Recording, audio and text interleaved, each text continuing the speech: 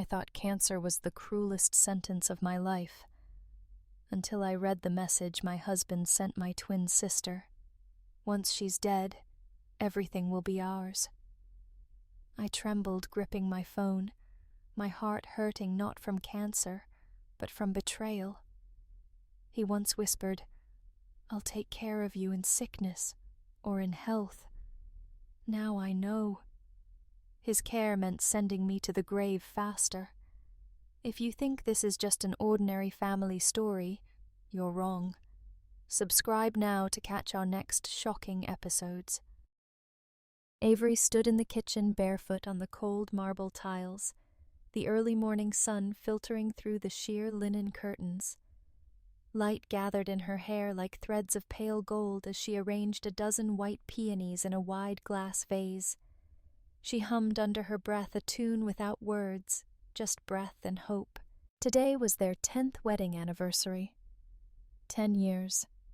A decade of silent breakfasts and weekend brunches on the back porch, of silent arguments that always ended in forgiveness, of lingering kisses before Mason left for early surgeries, of quiet Sunday nights, where they watched documentaries with her head on his chest, his heartbeat a lullaby. Avery thought about those moments as she plucked away the browned petals from the bouquet. She didn't want anything less than perfect today. On the countertop, her cake sat waiting. 3 tiers frosted white, decorated with pressed lavender and small pearls of sugar. She'd spent all night working on it, pausing only to catch her breath when her chest began to ache, massaging her temples when the dizziness returned. She was always tired lately, but today she told herself wasn't for tiredness. It was for beauty, for celebration. Avery set the flowers down and opened the small velvet box resting beside the cake. Inside lay a silver bracelet with tiny charms in the shape of peonies. She'd saved for months to have it custom-made for Mason. Each charm held a small engraving, their wedding date, the coordinates of their first kiss at Lake Travis, and the simple phrase, "I choose you." She ran her thumb over the cool metal, thinking about how his eyes would soften when he saw it.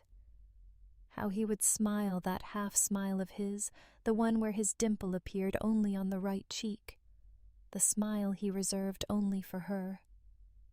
Her chest warmed at the thought. She checked the time on the oven clock. 6:12 a.m. Mason would be home by 7. He'd stayed overnight at the hospital for an emergency liver transplant that came in during his evening shift. She texted him late last night. "Happy anniversary, my love. Come home safe to your flowers and cake. I love you to the moon and back." No reply. But he was always busy. Avery never held it against him. She wiped her flower-dusted hands on her apron, pulled it off, and walked to the bedroom. Their room smelled faintly of sandalwood and lavender detergent. She sat at her vanity, brushing her hair into a loose bun, letting wisps frame her delicate face.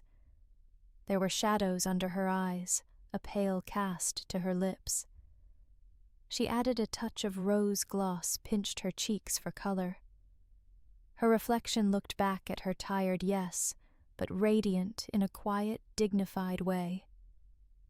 She smiled at herself, imagining Mason entering through the front door, tired from surgery, seeing the candles, the cake, the flowers, and her waiting. She heard the front door open. Her heart fluttered. She stood quickly, smoothing down the soft ivory dress she'd chosen for today. It hugged her slender frame, falling to her knees with fluttering sleeves like petals. She moved to the living room, each step measured her breath tight with anticipation. "Mason," she called softly. He stepped into view, shrugging off his navy peacoat hair damp from the morning drizzle outside. His shoulders drooped with exhaustion, but his expression was neutral. No warmth flickered in his storm-gray eyes. They met hers briefly before flicking down to the phone buzzing in his hand. "Morning," he murmured, distracted, typing quickly before sliding his phone into his pocket. Avery's smile wavered, but she kept it in place.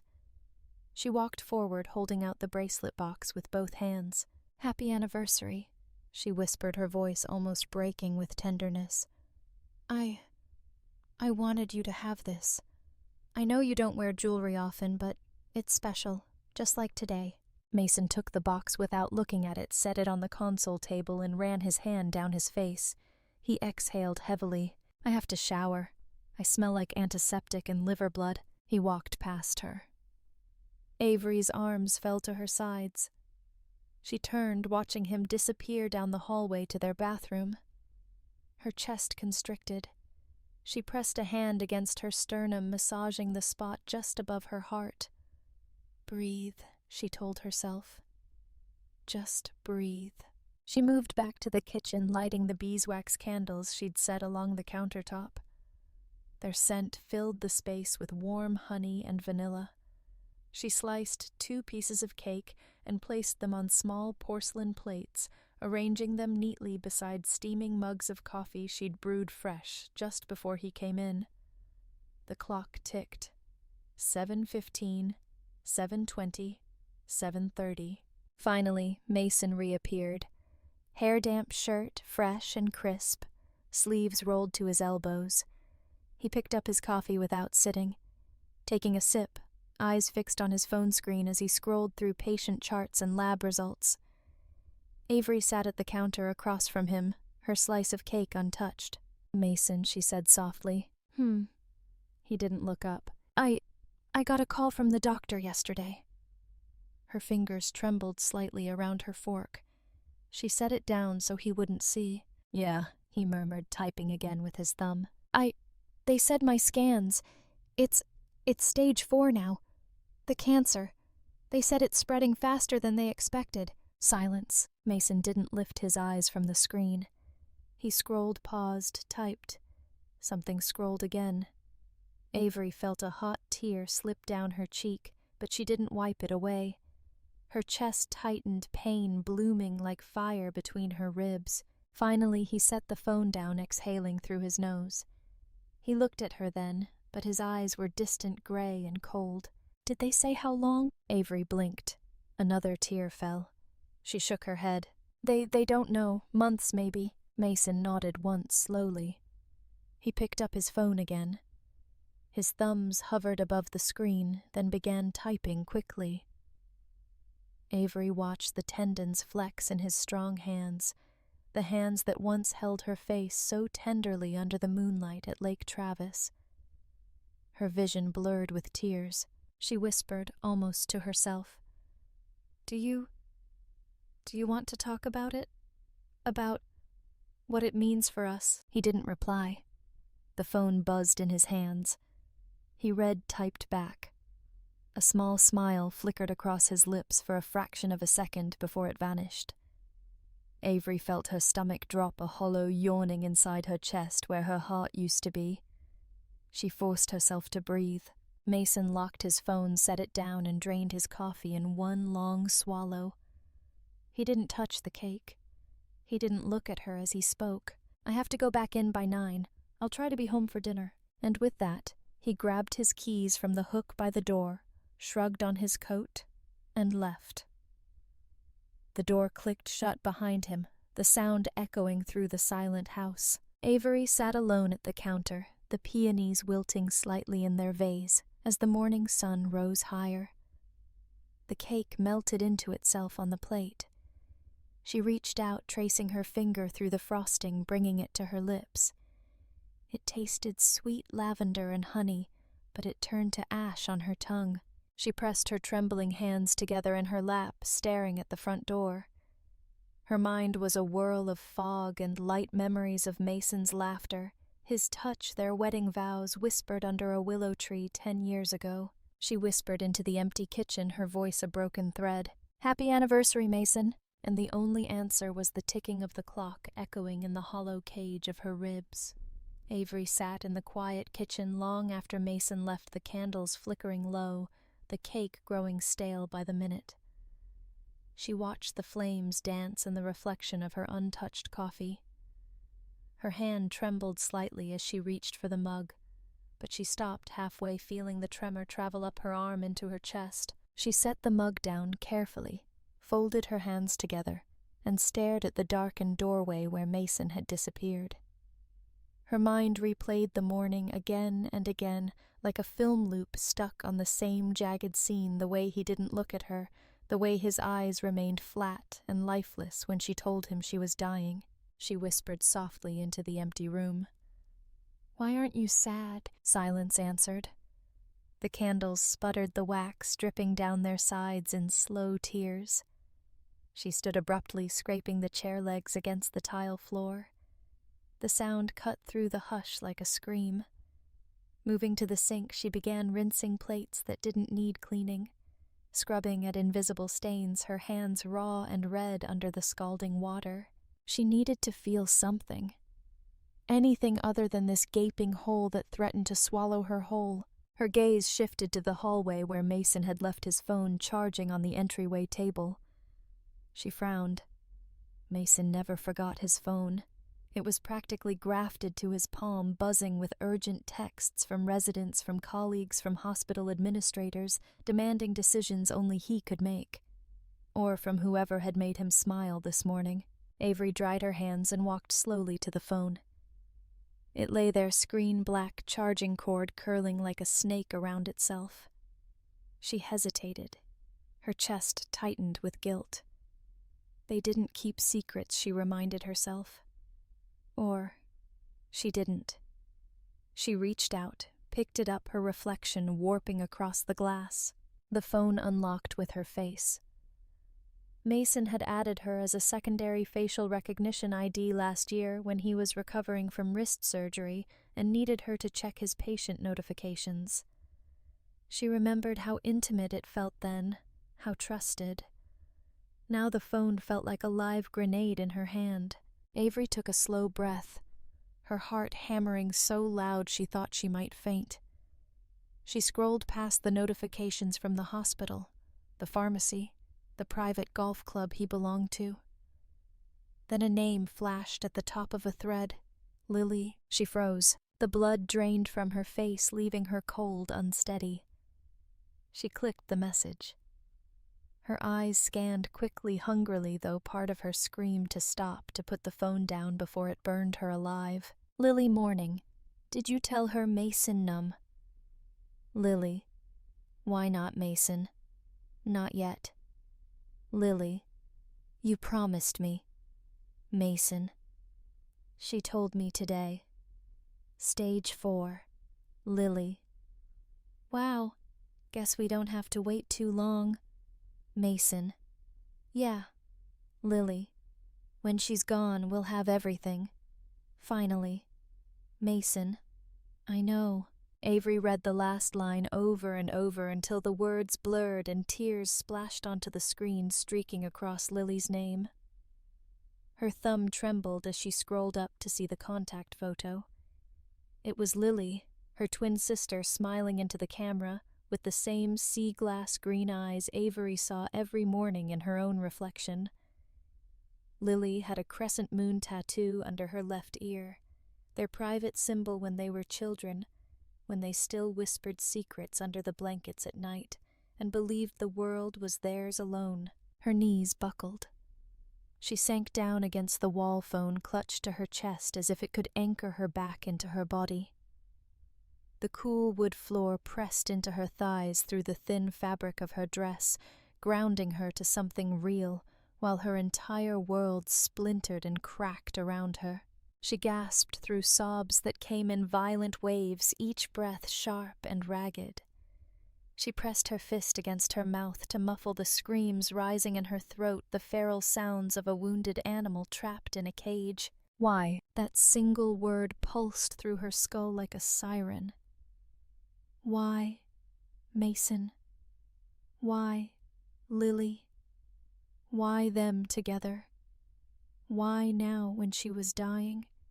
When she had nothing left to give except love? Her tears slowed into silent rivers as numbness crept in to replace the pain. She stared at the text again, reading Lily's words. When she's gone, we'll have everything. Everything. Her life insurance. Her paintings that were slowly gaining value after her gallery exhibit last fall. The house the joint savings account, the retirement plan she'd set up with her freelance illustration company. But more than that, her sister wanted her life, her place, her husband, her identity. Avery's mind flashed back to their childhood. Lily in the red dress, Avery in the blue, their mother cooing over them equally until Lily fell ill with pneumonia in 2nd grade and Avery got all the attention for her perfect grades. Lily glaring at her with quiet, pulsing hatred while Avery slept. Lily kissing her boyfriend behind the bleachers in high school and daring Avery to tell. Lily leaving home at 17 and never coming back except for Christmas birthdays, and now, to steal her life. Avery sat there for what felt like hours, staring at the phone screen as the sun climbed higher, warming her skin through the window until sweat dampened her hairline. But she didn't move, didn't blink. She just let the truth settle in her bones like ice. Finally, she rose slowly, feeling her knees crack from the hard floor. She placed Mason's phone back on the charger, wiping her tears with the heel of her hand. She looked around the house. Their house at the framed wedding photos, the canvas print of their honeymoon in Maui, the watercolor portrait she painted of Mason's parents for their anniversary, hanging proudly by the fireplace. All of it felt hollow now, like stage props in someone else's play. She walked to her art studio at the back of the house, stepping over unfinished canvases and scattered brushes. She sat in her worn leather chair and pulled out her sketchbook. Her fingers were steady as she flipped to a clean page. She picked up a graphite pencil and began to draw. Not flowers, not oceans, not peonies or lavender fields. She drew 2 figures standing side by side. Twins, one with a halo, one with horns hidden under her hair. Then she drew a 3rd figure, a man standing behind them holding a dagger behind his back. The lines flowed easily, her hand guided by a sharp, quiet rage that burned away the tears. When she finished, she stared at the sketch. A small, bitter smile curved her lips. She set the pencil down and whispered to herself in the stillness, her voice calm, clear, and ringing with something she hadn't heard in a long time resolve. "I'm not dying for them." Outside, a mourning dove cooed on the garden wall, its soft call echoing through the silent studio. Avery closed the sketchbook and placed it gently in her bag. She stood back straight, shoulders set, her chest aching with pain, but also with something deeper, the sense that she had just woken up from a very long sleep. She looked around at her paintings one last time at the life she had built with trembling, hopeful hands, and then turned toward the door. The phone buzzed again in the hallway as she walked past. She didn't stop to check it. She didn't need to read any more. She knew everything she needed to know. The only question left was what she would do next, and that thought, sharp as a blade, made her feel alive. The house was silent that night, heavy with a darkness that felt alive, wrapping itself around Avery's chest and whispering to her with every creak of the wooden floors. She sat at the edge of their bed, staring into the blackness, feeling its weight press down on her bones. Mason hadn't come home for dinner. He'd texted at 7:30 busy. "Don't wait up." She read it once, twice, a dozen times, letting each word cut a little deeper until she felt numb. She set the phone down on the nightstand beside the silver bracelet she had given him that morning, still in its velvet box, unopened. The clock ticked on fluorescent blue numbers flickering against the darkness. 11:14 p.m. She sat motionless, her body hollow, her mind swirling with images of Mason and Lily together, her sister's delicate hand resting on his chest, his lips pressed to her collarbone where Avery's lips used to belong. Avery inhaled sharply, her breath ragged.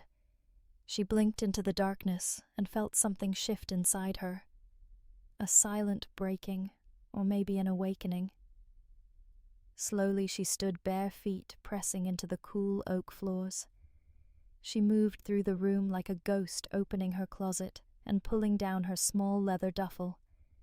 It smelled of cedar and old cologne from when Mason borrowed it for his gym trips. She laid it open on the bed and began packing. First underwear, socks, leggings, her softest gray sweater. Then jeans, the oversized navy cardigan that fell to her knees, the one Mason called her grandma sweater because of its shapeless comfort. She tucked in her sketchbook last, its worn leather cover whispering against the cotton of her clothes. Her fingers lingered on it, pressing into the faint indents of the graphite drawings hidden within. She paused to look around their bedroom, dimly lit by the small glass lamp on her vanity. Their wedding photo hung above the dresser, her in ivory lace, Mason in a dark navy suit, both of them beaming. She walked over to it, lifted the frame from the wall, and set it face down on top of the dresser. She didn't want it to watch her leave. Moving to her nightstand, she pulled out her wallet, her passport, and the thin envelope of cash she kept hidden under a stack of greeting cards. Mason didn't know about the money. It wasn't much, a few $100s from illustration commissions paid in cash, but it felt like freedom in her palm. She zipped the duffel closed, slung it over her shoulder, and walked quietly down the hallway. The grandfather clock in the living room ticked solemnly as she passed. She paused at the entryway table where Mason's phone still sat charging. The screen glowed with a new message notification. Her chest clenched, but she didn't look. She didn't need any more poison tonight. She grabbed her car keys from the hook by the door and stepped out into the cold midnight air. The world outside was silent, except for the distant crashing of waves. Their house sat 3 blocks from the coast, and on quiet nights the ocean called to her through the darkness, its voice rough and patient. She walked to her old silver Corolla parked in the driveway. Mason had wanted to trade it in last year for a new Audi, something more appropriate for his wife. But Avery refused. The Corolla was hers. She had bought it before him, before their life together, when she was still just Avery Matthews, a college art student with paint-stained jeans and big dreams of New York galleries. Sliding into the driver's seat, she tossed the duffel onto the passenger side and started the engine. Its shuddered-awake headlights cutting twin beams across the dark driveway. She glanced at the house one last time. The windows were dark, the curtains drawn tight. No part of it felt like hers anymore. She pulled away, tires crunching softly on the gravel as she turned onto the empty street. Streetlights flickered overhead, casting cones of golden light onto the asphalt in rhythmic intervals. Her eyes burned from unshed tears, but she kept them wide open, refusing to let herself cry. She didn't know exactly where she was going, just away. The main road curved along the coastline, the moon casting a silver path across the restless black waves. Avery rolled down her window, letting the salty night air whip her hair around her face. It was cold, biting at her cheeks and throat, but it felt like freedom.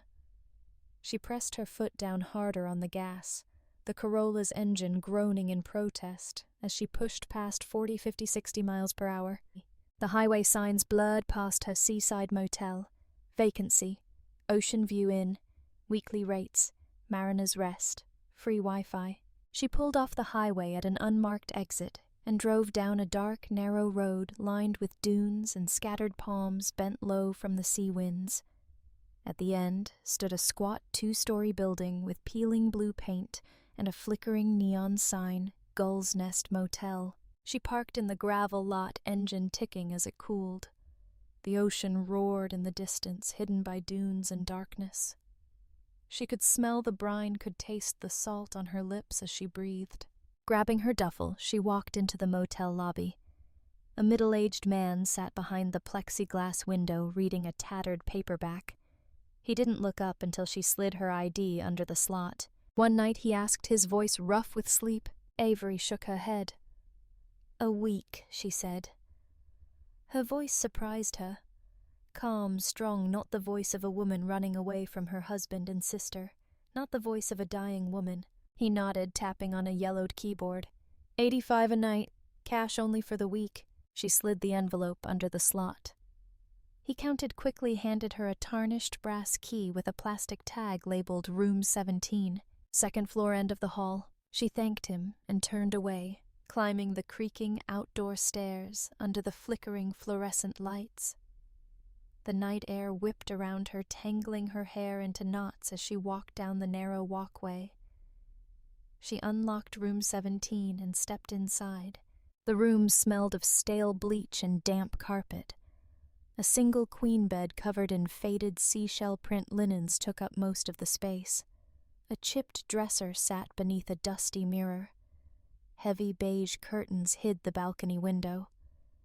She dropped her duffel on the chair and walked to the curtains, pulling them open. Outside, the ocean stretched black and endless moonlight glittering off the crests of waves. The rhythmic roar of water meeting sand filled the room through the cracked glass door. Avery slid the door open and stepped out onto the narrow balcony.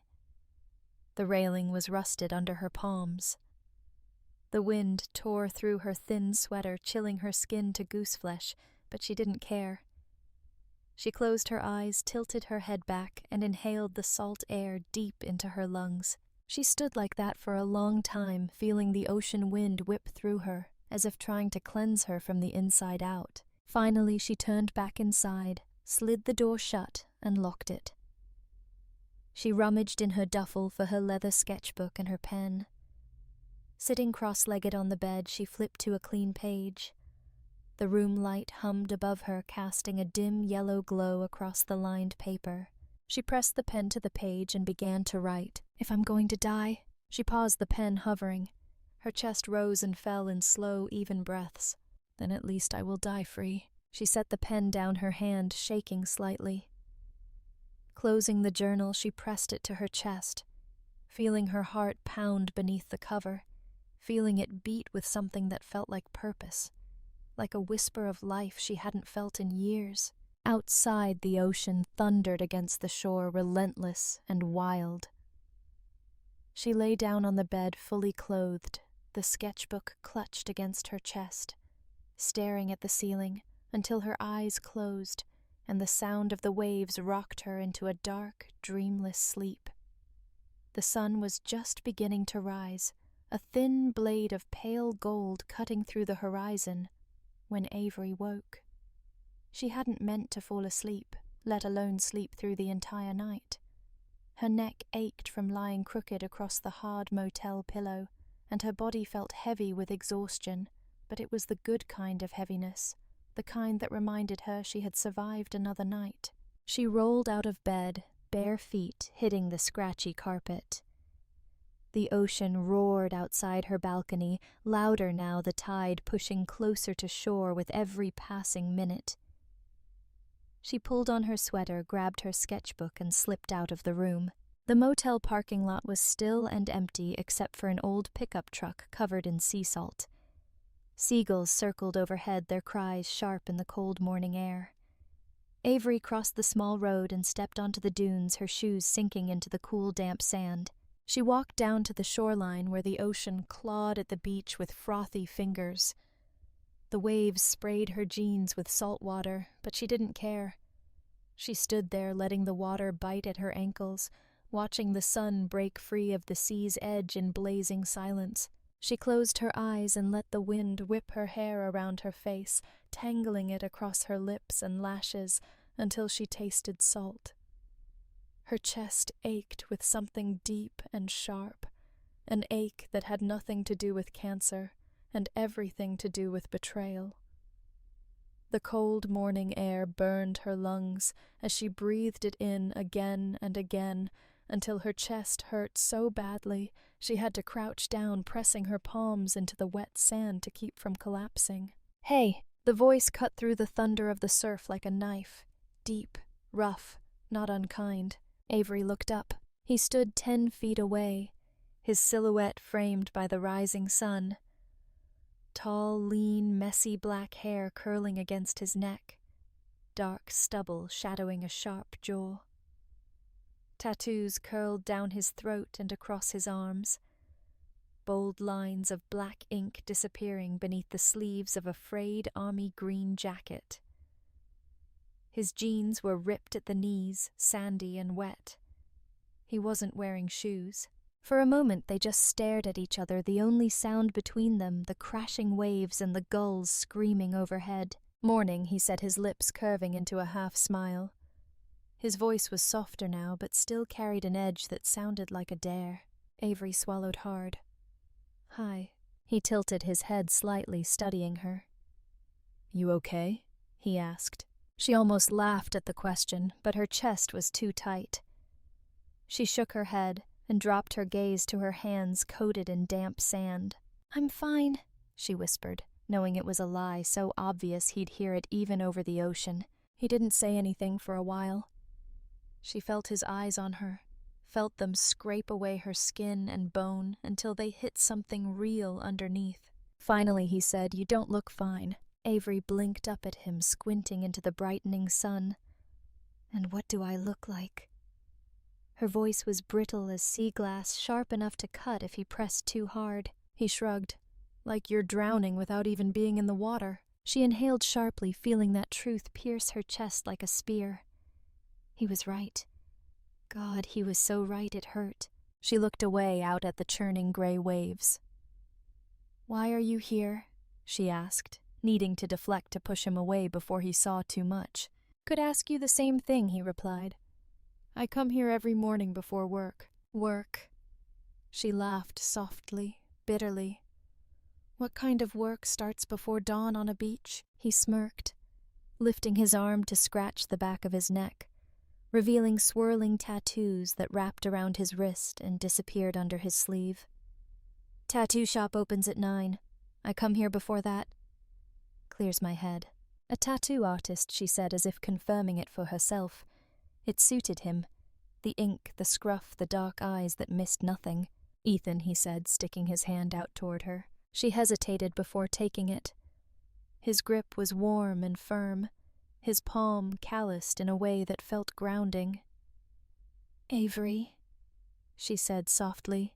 "Nice to meet you, Avery," Ethan said, holding her gaze. His eyes were dark brown, almost black, but they glimmered gold where the sun hit them. He didn't let go of her hand right away, and she didn't pull back. Finally, he released her fingers and shoved his hands into his jacket pockets. They stood in silence again, the ocean swelling and crashing around them, the world slowly brightening to a pale blue morning. Ethan shifted his weight from one foot to the other. "You come here often?" he asked. Avery let out a short, humorless laugh. "I guess I do now." He studied her face for a long moment. Then he said quietly, "You look like you're running from something." Avery didn't respond. She pressed her lips together until they turned white, staring at the place where the sky met the water, that infinite edge where everything ended and began again. After a moment, Ethan sighed and turned to leave. He took a few steps down the beach before stopping, looking back at her over his shoulder. "Hey, Avery." She turned to him, blinking tears from her eyes she hadn't realized were falling. "Yeah." He tilted his head slightly, eyes narrowing with a quiet, assessing kindness. "You want to live?" The question slammed into her chest with the force of a rogue wave. She gaped at him, unable to form words. "Like, actually live," he continued. "Not just, exist." Her lips twitched.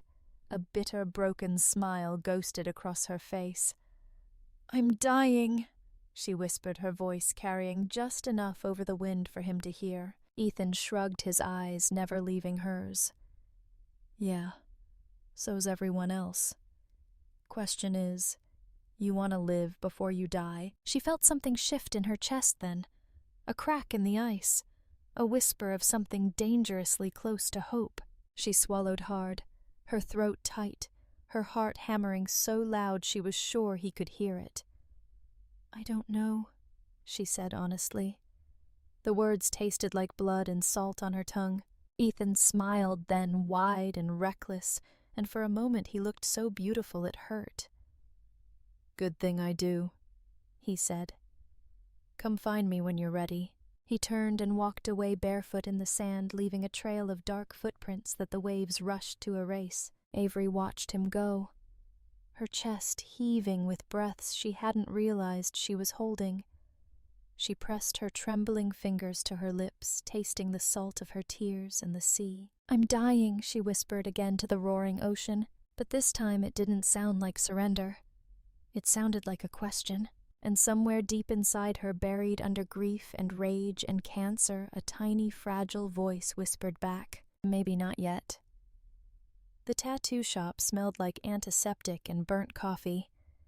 Old punk rock posters curled along the dark red walls, and the black and white checkered floor was scuffed from years of boots dragging heavy stories across it. A cracked leather couch sagged beneath the weight of forgotten magazines, and in the far corner, a small potted snake plant clung stubbornly to life in the dim fluorescent light. Avery sat on a steel stool by the front desk, her palms sweating against her jeans. Ethan stood behind the counter typing something into the booking system with quick, sure fingers, his tattooed knuckles clicking across the keyboard. All right, he said, closing the laptop with a satisfying snap. He leaned against the counter, crossing his arms, dark eyes locked onto hers. First things first. You ever been tattooed before? Avery shook her head. Her chest felt tight. No. His lips twitched into a grin. Good. You'll love it. Pain's a good teacher. She swallowed, feeling her throat go dry. What are you planning? Ethan tilted his head, studying her for a moment. Then he reached under the counter and pulled out a worn sketchbook. Flipping through dark, swirling designs, he paused on a page near the back and turned it toward her. A dragon coiled across the page, its body fierce and fluid scales curling like waves of black flame. Its wings stretched wide, each membrane lined with delicate, lethal veins. Its mouth was open, fangs bared, a roar frozen mid-scream. Avery felt her breath catch in her chest. She reached out with trembling fingers, tracing the ink lines. It's beautiful, she whispered. Ethan nodded. It's yours, if you want it. She looked up at him sharply. Mine. He shrugged, dark hair falling across his forehead. You said you're dying. If that's true, you should go out with fire on your back. Her lips trembled. Why a dragon? Ethan's gaze softened, the intensity flickering into something gentler, almost sad. Dragons burn everything in their path. They don't ask permission to exist. They just do. Avery swallowed hard, tears stinging her eyes. I've never burned anything, she whispered. I've spent my whole life trying not to. Ethan closed the sketchbook and set it aside. Then it's time to start. For a moment, neither of them spoke. The shop hummed around them with the low buzz of fluorescent lights and the muffled thud of bass from the bar next door. Finally, Ethan reached for his phone and opened a note app. He turned the screen toward her. Bucket list, he said simply. Avery blinked at him. What? He smiled faintly. You're dying, right? You need a list. Things you want to do before you go. She laughed, a short, sharp sound that cracked in her chest. I don't know what I want. Bullshit, he said gently. You do. You're just scared to say it. She closed her eyes, tears sliding down her cheeks. Images flickered behind her lids, dreams she'd buried so deep they'd become fossils in her bones. She opened her eyes, voice trembling. I want to get that tattoo. The dragon. Ethan's grin widened. Hell yeah. What else? Avery swallowed, heart hammering. I want to swim in the ocean. At night. Night dive, Ethan said, typing quickly. Brave. And... She hesitated, her cheeks flushing. I want to sing. In public. Like, actually sing. Where he asked, she pressed her lips together, then whispered. At a bar. With a band. I want to sing rock. Ethan threw his head back and laughed, a deep, genuine sound that filled the small shop with warmth. When he looked at her again, his eyes sparkled with excitement. "All right, Avery," he said. "Tattoo. Night dive. Rock star. Anything else?" She shook her head, tears blurring her vision. That's enough." Ethan pocketed his phone and leaned forward across the counter until their faces were inches apart. She could see the faint freckles across his nose, the small scar on his chin, the golden flecks in his dark eyes. "You ready to start living, Dragon Girl?" he whispered. Her chest tightened painfully, but this time it wasn't fear. It was something wilder, stronger. She nodded. 3 hours later, she lay face down on the tattoo bed, her shirt-off hair tied in a loose bun, as Ethan wiped down her back with cool antiseptic. The hum of the machine filled the small room, vibrating through her ribs and down into her bones. She clenched her jaw as the needle bit into her skin, carving lines of fire across her shoulder blades. "Breathe," Ethan murmured above the whine of the machine. "Pain's just your body reminding you you're alive." She exhaled shakily, feeling tears slide onto the black cushion beneath her cheek. But she didn't cry out. She didn't move. She let the pain wash through her, burning away the fear, the betrayal, the cancer. Each line etched into her skin felt like a reclamation, a declaration of existence in the face of oblivion. When he finished the outline, Ethan wiped her back clean and pressed a damp cloth gently against her raw skin. "Half done," he said softly. She turned her head to look at him, her cheek still pressed against the cushion. "Does it look like a dragon yet?" He smiled, his eyes crinkling at the corners. "It looks like you." That night they drove down to the marina, Ethan's old black motorcycle growling beneath them as they rode through the salt-slick streets. Avery clung to his back, her fresh tattoo burning under her sweater, her chest buzzing with adrenaline and fear. They reached the docks just past midnight. The moon hung low and full, casting silver light across the dark water.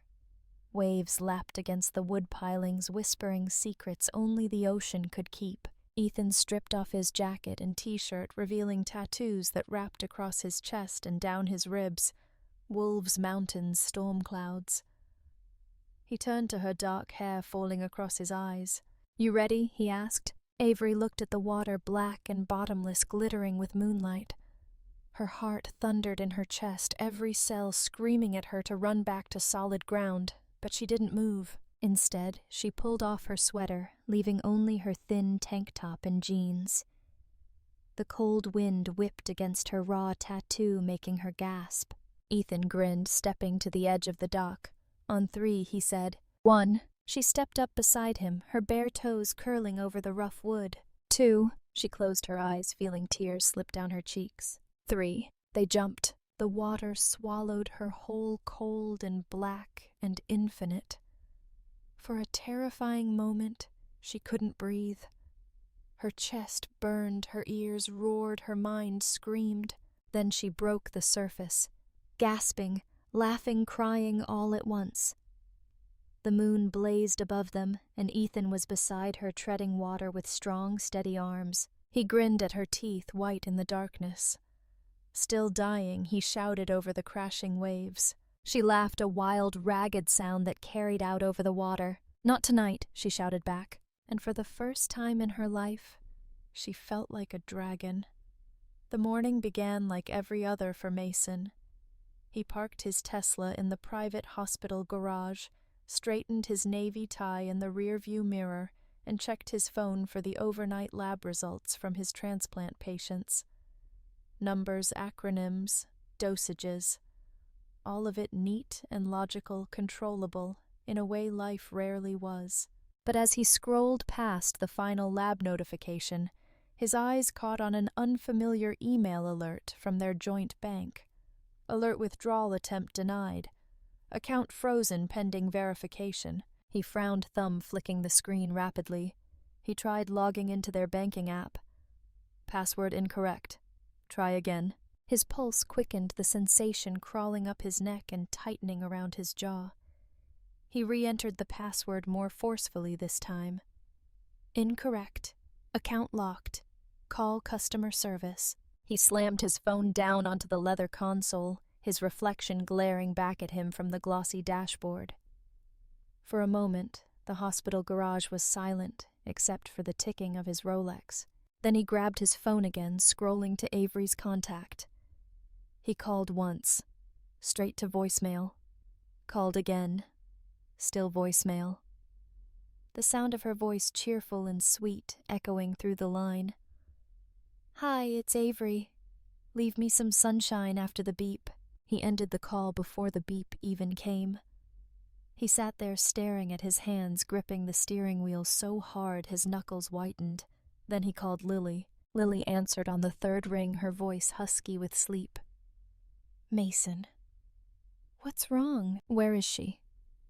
His voice was low-controlled the way it was when he prepped a patient for surgery, calm but coiled with tension. "Where's who?"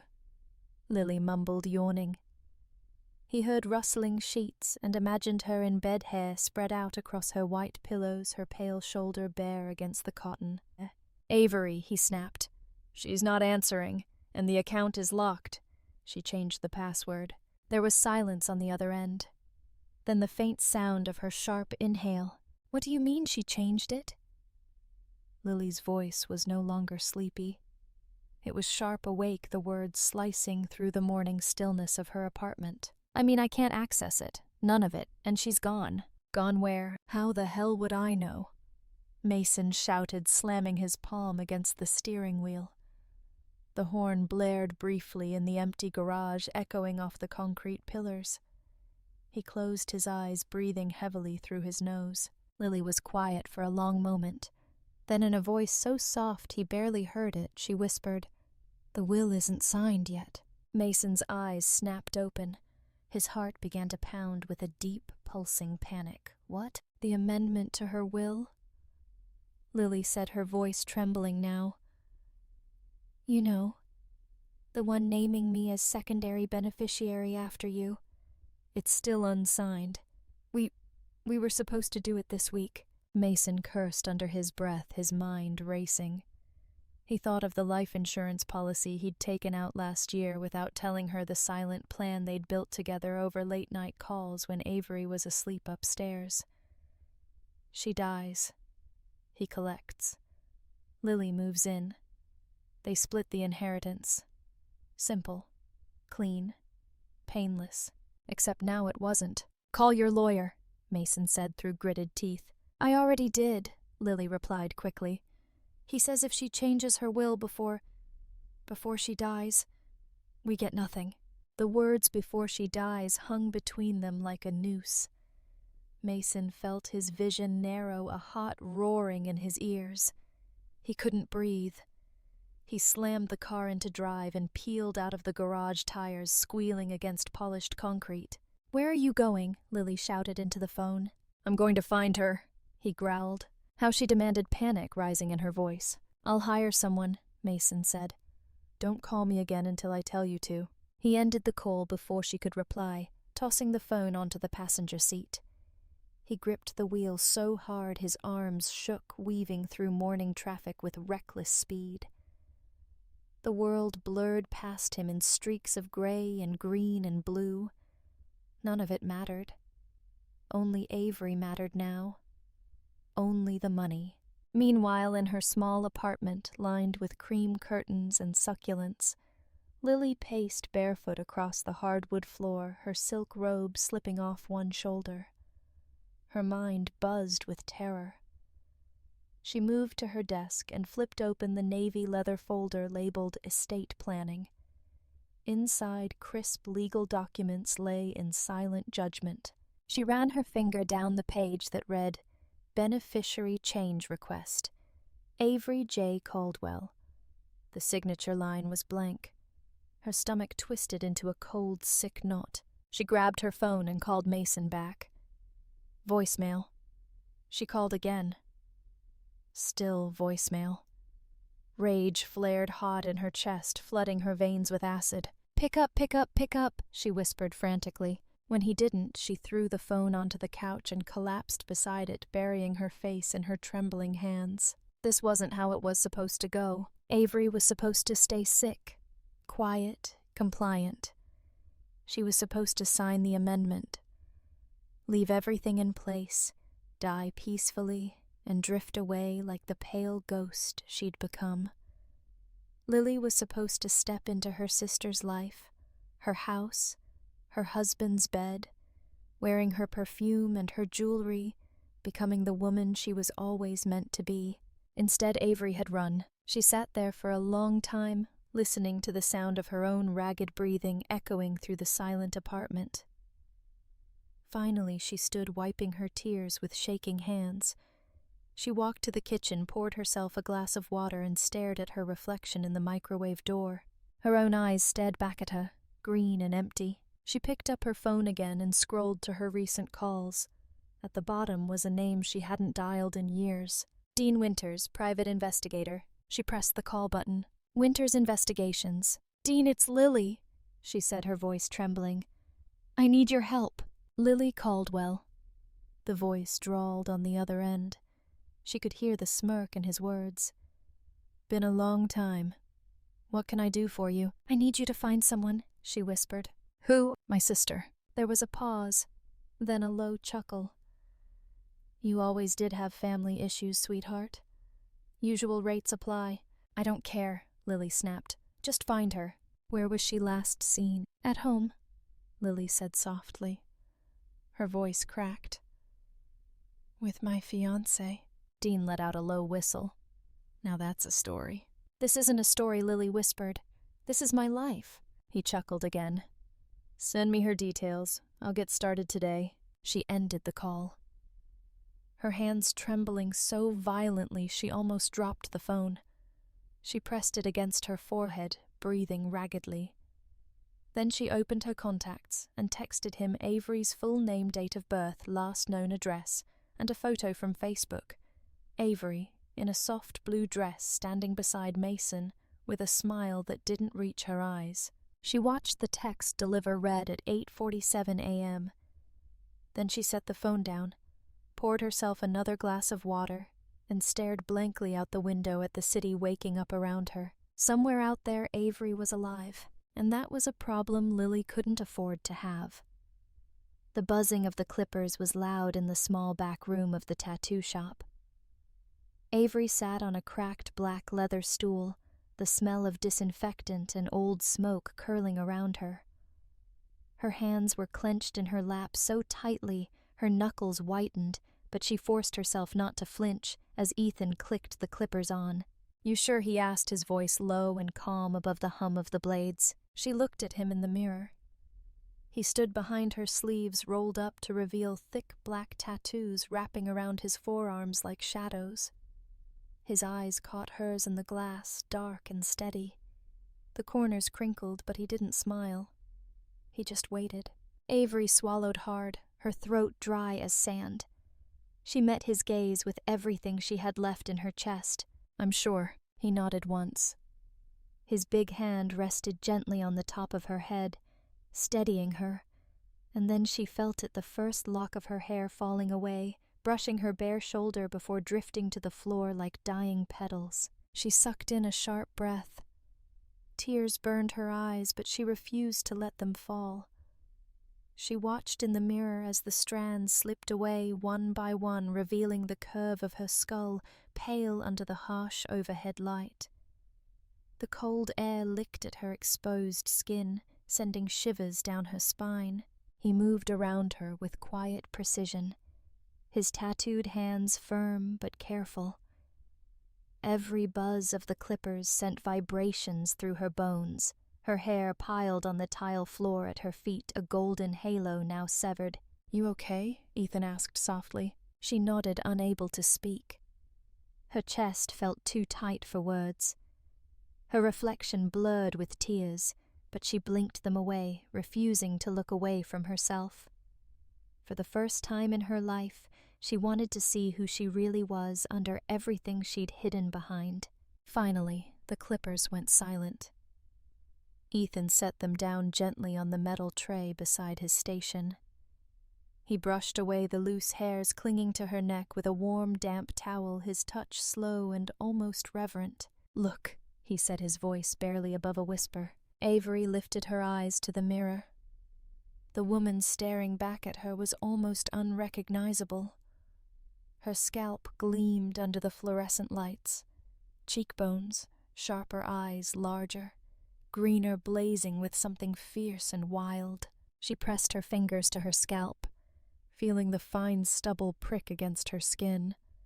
A tear slipped down her cheek then, but it wasn't a tear of grief. It was something else. Relief. Liberation. She laughed softly, the sound catching in her throat. I look like... She shook her head, unable to finish the sentence. Her chest hurt with the force of what she felt. Like a warrior, Ethan finished for her. She looked at him in the mirror. His gaze was warm, steady, but there was something dark flickering in the depths of his eyes, a sadness that matched her own.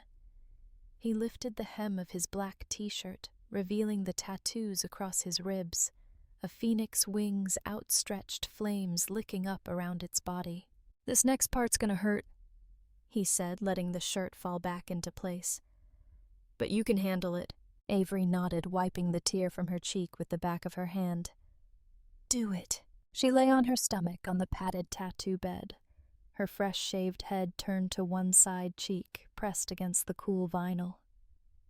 Ethan worked in silence, the needle buzzing against her skin as he inked the outline of the phoenix rising from her nape to the base of her skull. Each strike of the needle sent sharp, biting pain down her spine, but she welcomed it. The pain reminded her she was alive, that her body was still hers, even as it tried to kill her from the inside out.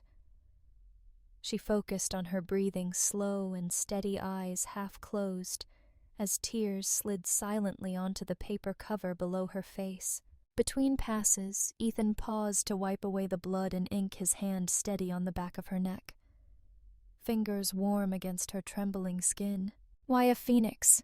she asked hoarsely, her voice muffled against the bed. He didn't answer right away. The buzzing stopped. She felt his thumb brush across the raw skin at the base of her skull, almost like a caress. "Because it burns," he said quietly. "It dies.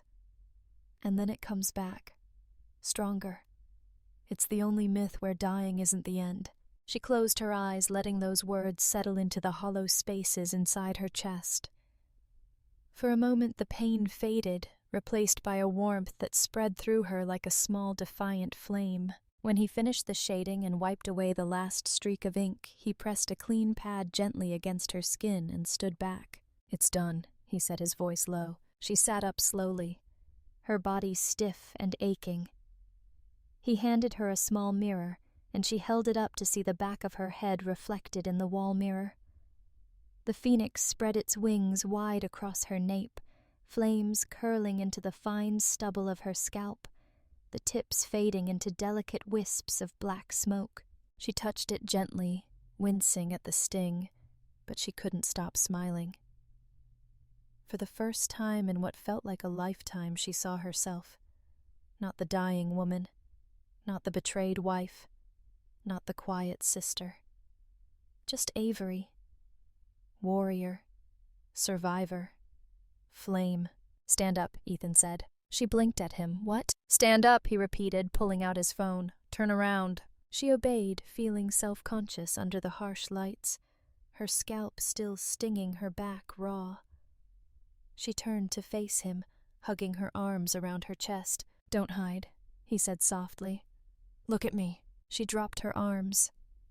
Ethan lifted his phone and snapped a photo. The flash lit up the room for a split second, blinding her. He lowered the phone, his lips curling into the first real smile she'd seen on him.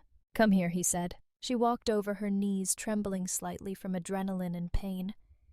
He turned the phone around and showed her the photo. Her breath caught in her throat. The woman on the screen stood tall, head shaved clean, phoenix inked in dark, brilliant lines down her nape. Her green eyes burned with defiance, mouth curved into the faintest of smiles, chin lifted like a queen. "Who is that?" she whispered. Ethan looked at her, his gaze steady, unflinching. "That," he said softly, "is you." For a moment the world seemed to tilt. Tears welled in her eyes, but she didn't look away. She reached up and touched her scalp again, feeling the prickle of stubble under her fingertips, the sting of the fresh ink. And then she did something she hadn't done in months. She laughed. It wasn't a pretty laugh. It was raw and cracked and shook her entire body, tears spilling down her cheeks. But it was real. It was hers. Ethan watched her, his own lips twitching into a smile. He lifted his phone again and snapped another photo, capturing her in that moment, head thrown back, eyes closed, mouth open in wild, unrestrained joy. When she finally caught her breath, she wiped her tears away with shaking fingers and looked at him, her chest still heaving. "Thank you," she whispered. He just nodded, dark eyes soft, and for the first time since they'd met, she saw something vulnerable in them. Something like hope. "Ready for what's next, Dragon Girl?" he asked. She inhaled deeply, feeling the ache in her bones, the burn on her skin, the pounding of her heart. "Yes," she said. "For the first time in my life, I really am." The small coffee shop was tucked between an abandoned surf shop and a boarded-up liquor store, its windows painted black. The sign above the door faded to illegibility. Ethan led Avery down the cracked sidewalk, his heavy boots crunching over scattered sand. She clutched her leather duffel tighter against her side, her chest tight with apprehension. "Where are we going?" she asked, her voice a strained whisper. He didn't look back. To meet someone who can help. Inside the cafe was dimly lit, the smell of burnt espresso and stale pastries clinging to the chipped wooden counters. A lone barista in a black hoodie leaned against the espresso machine, scrolling on her phone, earbuds plugged in. Ethan walked past her without a word, leading Avery to the back corner booth, where a man sat, hunched over a silver laptop covered in cryptic black stickers. He looked up as they approached, pushing his thick black glasses up his nose. His hair was shaved close on the sides, dark curls tumbling over his forehead. A constellation of acne scars dotted his cheeks. His eyes were sharp and restless, flicking between Avery and Ethan with jittery intensity. "This her?" he asked Ethan, his voice higher than she expected, almost boyish. "Yeah," Ethan replied, sliding into the booth across from him. He gestured for Avery to sit beside him. She slid into the cracked vinyl seat, clutching her bag in her lap. Her palms felt sweaty. Her heart hammered against her ribs like a trapped bird. "Name's Rook," the hacker said, extending a thin, ink-smudged hand toward her. His nails were bitten to the quick. "Don't worry, I'm not going to steal your identity. Just your secrets." She stared at his hand for a moment, before forcing herself to take it. His grip was clammy and quick.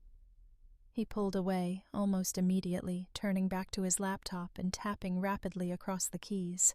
So he set his gaze flicking up to her through his tangled hair. "Tell me what you want." Avery swallowed hard, glancing at Ethan. He nodded once silently, telling her to go on. She drew in a shaky breath. I need to know what my husband is hiding," she said. Her voice trembled, but she didn't look away. I need to know everything." Rook let out a low whistle, a grin tugging at the corner of his thin lips. "Husbands and secrets, my favorite combo." He cracked his knuckles dramatically and began typing the screen, flickering with lines of code and encrypted access portals. Avery watched mesmerized as rows of text scrolled down the screen faster than her eyes could track. "What's his name?" Rook asked. "Mason Caldwell," she whispered. "He's a surgeon at St. Mark's." Rook snorted softly. "Doctors. Always think they're gods. Let's see what your god's been up to." Minutes passed in tense silence. Ethan leaned back against the booth, arms crossed over his chest, his eyes locked on Avery's profile. She sat rigid, her hands clasped tightly in her lap, fingernails digging crescent moons into her palms. Finally, Rook let out a low chuckle. "Bingo," he murmured. Avery leaned forward. Her breath caught in her throat. What? What is it? Rook spun the laptop around so she could see.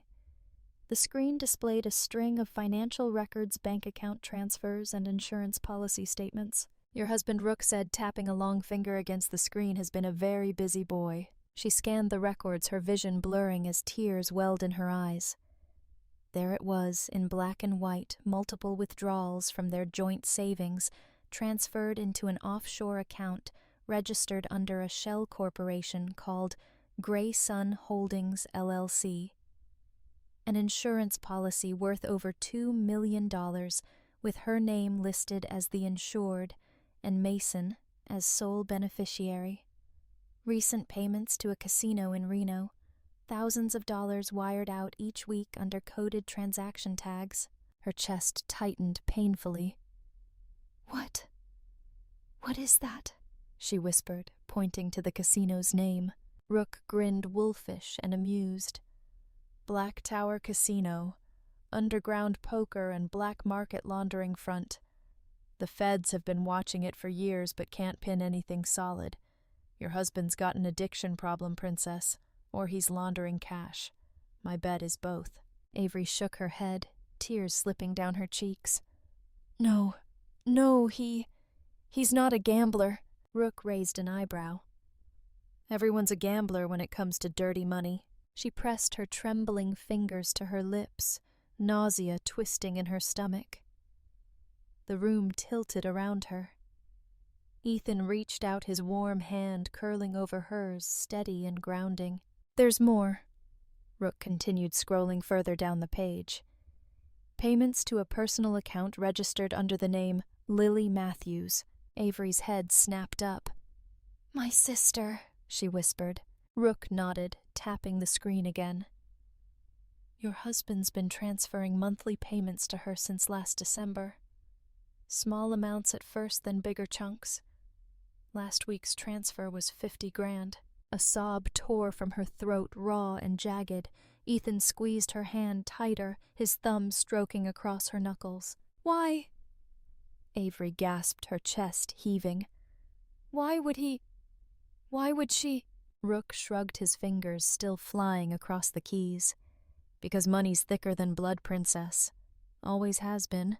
He typed in another command, and a new screen appeared, a scanned PDF of her life insurance policy. Her eyes scanned the document, catching on her own signature at the bottom. The date was months before her diagnosis. I didn't sign this, she whispered, her voice trembling with horror. I didn't even know about this policy. Rook let out a low whistle. Forgery, sweetheart. That's felony territory right there. Avery pressed her fist against her mouth to stop the scream clawing its way up her throat. Her vision blurred with tears as bile burned the back of her throat. Ethan shifted closer, wrapping his arm around her shoulders, pulling her against his chest. It's okay, he murmured against her hair. You're okay. No, she sobbed. I'm not. I'm dead to them, Ethan. I'm already dead. Not yet. He growled, his voice low and furious. Not if you fight back. She shook her head, tears dripping onto his black t-shirt. How do I fight something like this? Rook cleared his throat, drawing their attention back to him. His gaze was surprisingly gentle as he looked at her, the manic glint in his eyes dimming slightly. You gather evidence, he said softly. You build a case. You protect yourself. And you don't let them know you know. Not until it's too late for them to stop you. She stared at him, breathing raggedly. Her body trembled with adrenaline and grief and terror, but under all of it something flickered. A small, dangerous spark of rage, of resolve. She wiped her tears with the back of her shaking hand and sat up straighter. What do I need to do? She asked, her voice hoarse but steady. Rook smiled, all teeth and shadows. That's my girl, he said. Let's burn them to the ground. Ethan squeezed her shoulder, pride and protectiveness blazing in his dark eyes. She turned to look at him, her chest aching with something fierce and unbreakable. Are you with me? She whispered. His smile was slow and dangerous. "Until the end, Dragon Girl," he murmured, and for the first time since her world collapsed, Avery felt like maybe, just maybe, she was going to survive it. The motel room was dark except for the thin strip of moonlight leaking through the broken blinds. Avery lay curled on the bed, the scratchy polyester blanket pulled up to her chin, but she wasn't sleeping. She stared at the water-stained ceiling, watching the shadows shift with every passing car outside. She felt hollow, numb. Her mind was a tangle of Mason's forged signatures, Lily's bank transfers, and the echo of Rook's voice whispering money's thicker than blood. Blood. The word pulsed through her, and before she could stop it, the memory rose like a dark tide pulling her under. She was 7 years old again. It was summer. The air was thick with the scent of pine needles and sun-baked earth. Cicadas buzzed overhead, their metallic songs vibrating through the humid afternoon. She and Lily were playing in the woods behind their trailer, weaving between trees, their laughter ringing through the heavy air. Avery wore a pale yellow sundress with daisies printed across the hem. Her knees were scraped mosquito bites dotting her calves. Lily in her matching lavender dress darted ahead, her long dark hair flying behind her like a banner. "Wait up," Avery called, panting, her lungs burning from the humid air. But Lily didn't stop. She slipped deeper into the shadows beneath the towering oaks and pines, her bare feet silent against the mossy ground. "Lily." Avery screamed, panic rising in her chest as the shadows swallowed her sister whole. She stumbled after her, branches clawing at her arms, her breath coming in ragged gasps. The woods grew darker, cooler, the sunlight thinning until it was nothing but dim green light filtering through the canopy. She stopped in a small clearing, spinning in circles, her heart thundering so hard she felt sick. "Lily," she sobbed, tears streaming down her hot, dirt-streaked cheeks. "Where are you?" Silence, and then a faint giggle from somewhere behind her. She turned, relief flooding her chest, only to see Lily standing half-hidden behind a thick oak trunk, her small face pale and expressionless. "Why did you run away?" Avery cried, stumbling toward her. "I was scared," but Lily didn't move. She just tilted her head slightly, her dark eyes glittering in the dim light. "You're always scared," she whispered. Her voice was flat, empty. Avery froze, confused. "What?" "You're always scared," Lily repeated. "It's so boring." Avery felt the hair on the back of her neck rise, a chill slithering down her spine despite the heat. Before she could speak again, Lily turned and slipped away into the shadows. "Wait!" Avery screamed, running after her. Branches whipped against her face and arms tearing at her dress. She tripped over a gnarled root and fell hard, her knees slamming into the packed dirt. Pain shot up her thighs, and she sobbed, tasting blood where she'd bitten her tongue. When she looked up, Lily was gone. The woods were silent except for the buzzing of insects. The shadows pressed in close around her, thick and suffocating. Panic rose in her chest, hot and choking. She scrambled to her feet, spinning in circles, trying to find a path back home, but every tree looked the same. Every direction was dark. The sun sank lower, and the shadows grew long and cold. She began to run her breath, coming in ragged, sobbing gasps. Tears streamed down her face, mixing with snot and sweat and dirt. Her legs burned, her lungs ached. She didn't know how long she ran before she collapsed again, her body shaking with exhaustion and fear. She curled into a ball at the base of a tree, pressing her cheek against the rough bark, her small hands clutching fistfuls of moss and fallen needles. As the darkness thickened around her, the sounds of the forest changed. The cicadas fell silent, replaced by the rustling of unseen creatures in the undergrowth, the distant hoot of an owl, the whisper of bats swooping overhead. She pressed her hands over her ears and squeezed her eyes shut, rocking back and forth, whispering over and over, "Please don't leave me, please don't leave me, please don't leave me." Hours passed. The moon rose high, its pale light filtering through the branches in thin, trembling beams. She shivered violently, her sundress no match for the night chill, and then faintly she heard voices. Flashlights bobbed between the trees, their beams slicing through the darkness. Her mother's voice rose shrill with panic, calling her name again and again. Avery. Avery. Where are you? She tried to scream, but her throat was so dry only a hoarse croak came out. She forced herself to stand, clinging to the tree trunk, and stumbled toward the voices. When they found her mother collapsed to her knees in the dirt, gathering Avery into her thin arms, rocking her back and forth, sobbing into her tangled hair. "Oh, baby, baby, I'm so sorry, I'm so sorry." Behind them, Lily stood in the shadows at the edge of the clearing, her small face pale and impassive. Their stepfather loomed beside her, his massive frame silhouetted against the moonlit trees. "Where were you, girl?" he growled, his voice thick with whiskey.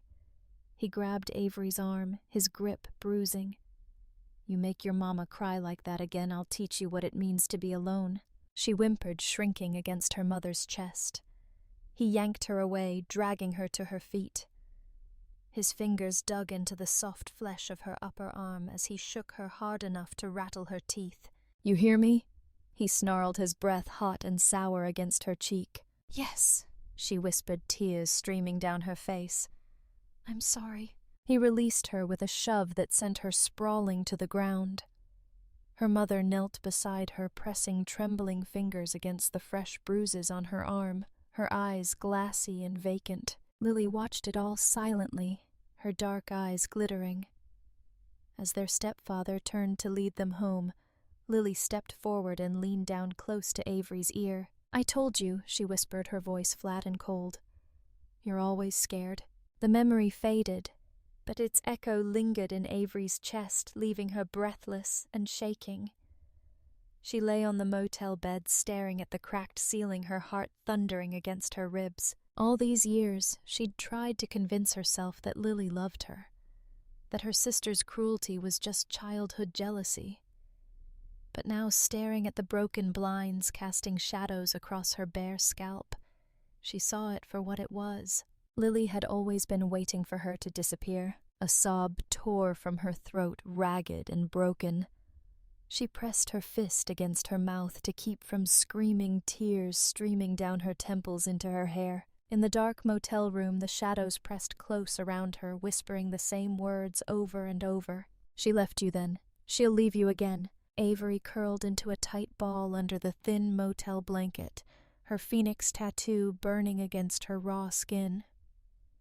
She clenched her eyes shut, forcing herself to breathe through the terror coiling in her chest. She wasn't that little girl anymore. She wouldn't be left behind again. She would burn before she ever let them bury her in darkness. The morning fog clung to the motel parking lot in thick, ragged sheets, muffling the sounds of distant traffic. Avery sat cross-legged on the threadbare carpet by the balcony door, sketchbook open on her lap, pencil moving in slow, deliberate strokes. She drew without thinking, just lines and shadows, dark wings unfolding across the page scales, curling into smoke. A knock rattled the flimsy door. She froze, the pencil slipping from her fingers and rolling under the narrow bed. Her heart hammered against her ribs, nausea rising hot in her throat. For a moment all she heard was the roaring in her ears. The knock came again, harder this time, more urgent. "Avery." The voice was muffled through the thin wood, but she would have known it anywhere. Smooth, controlled, a hint of irritation beneath the calm. "Mason." She scrambled to her feet, backing away from the door until her spine pressed against the dresser. Her knees trembled, threatening to buckle beneath her. Avery opened the door. Mason called louder this time. "We need to talk." She didn't move. Couldn't. Her chest felt tight, her breathing ragged and shallow. She pressed a shaking hand to her mouth to keep from sobbing. The handle rattled, then turned slowly. The cheap lock caught, but the thin wood creaked under the pressure. Avery Mason said, his voice darkening. "Open the door." She closed her eyes, silent tears slipping down her cheeks. her bare scalp prickled with cold sweat. She could hear him breathing on the other side, slow, steady, measured like he was about to make an incision. Then with a sudden crash, the door burst inward, splintering at the lock. Mason stepped inside, his expensive shoes crunching over the broken wood. He was wearing dark gray slacks and a crisp white dress shirt, sleeves rolled to his elbows. His black hair was slicked back, framing his angular face. He looked every inch the successful surgeon. Every inch the man who'd built a life out of control. His cold gray eyes scanned the small motel room before locking onto her. He took a step forward, his gaze sweeping over her shaved head, her sunken cheeks, the phoenix tattoo curling up her nape. "You look different," he said, his voice flat. She didn't respond. Her back pressed harder against the dresser as if she could sink into the cheap particle board and disappear. He let out a sigh, rubbing his temples with 2 fingers, as if she were an unruly patient refusing medication. "Avery," he said softly, almost pitying. "You need to come home.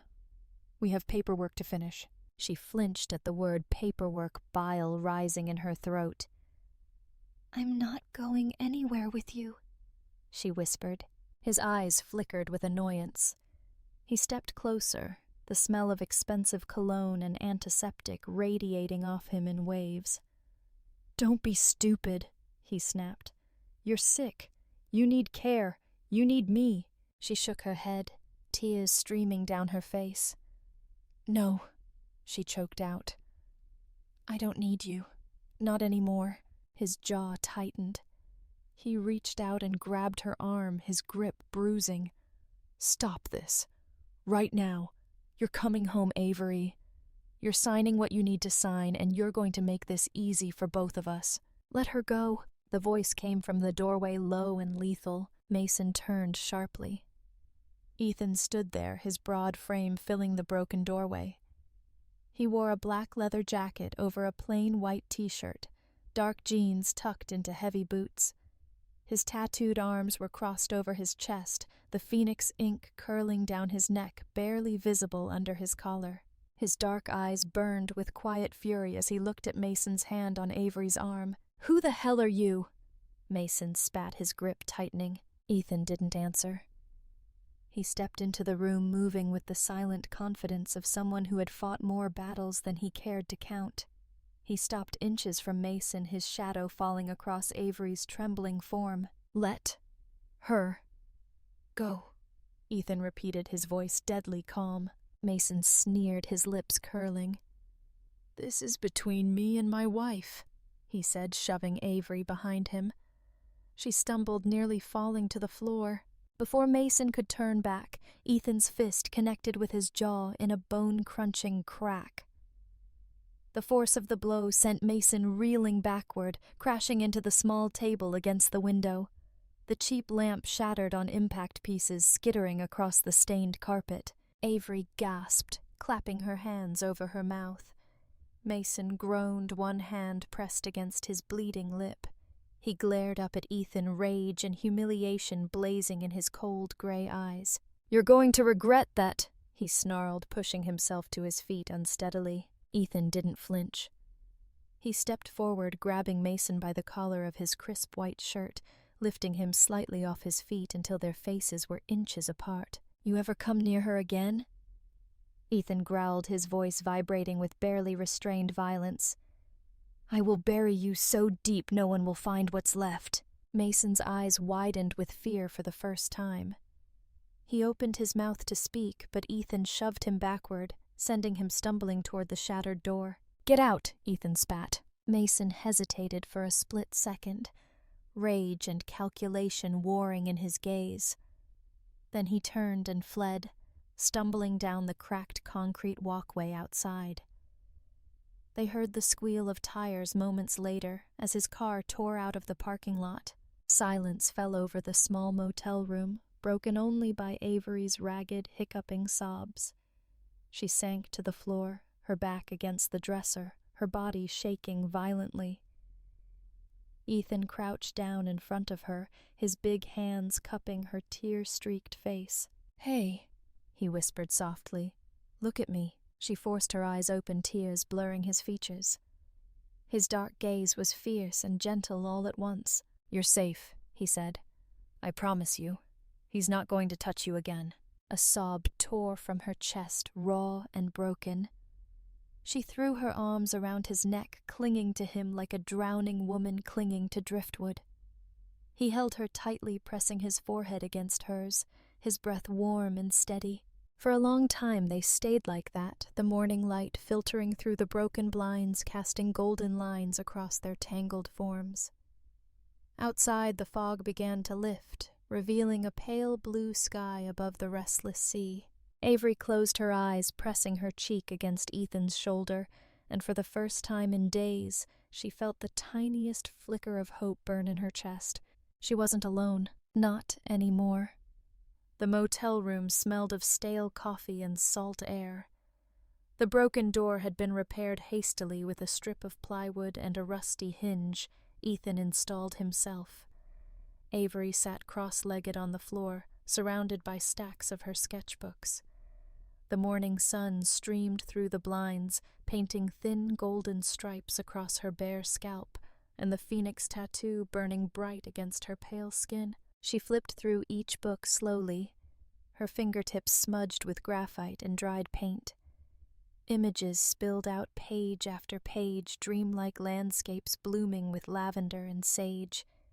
Women with fire in their eyes and storms braided into their hair. Children curled up under blankets of poppies and violets, their faces peaceful and unafraid. Her entire life was here in these pages. Every hope, every secret, every prayer she was too afraid to speak aloud. Ethan sat on the edge of the narrow bed, elbows on his knees, watching her silently.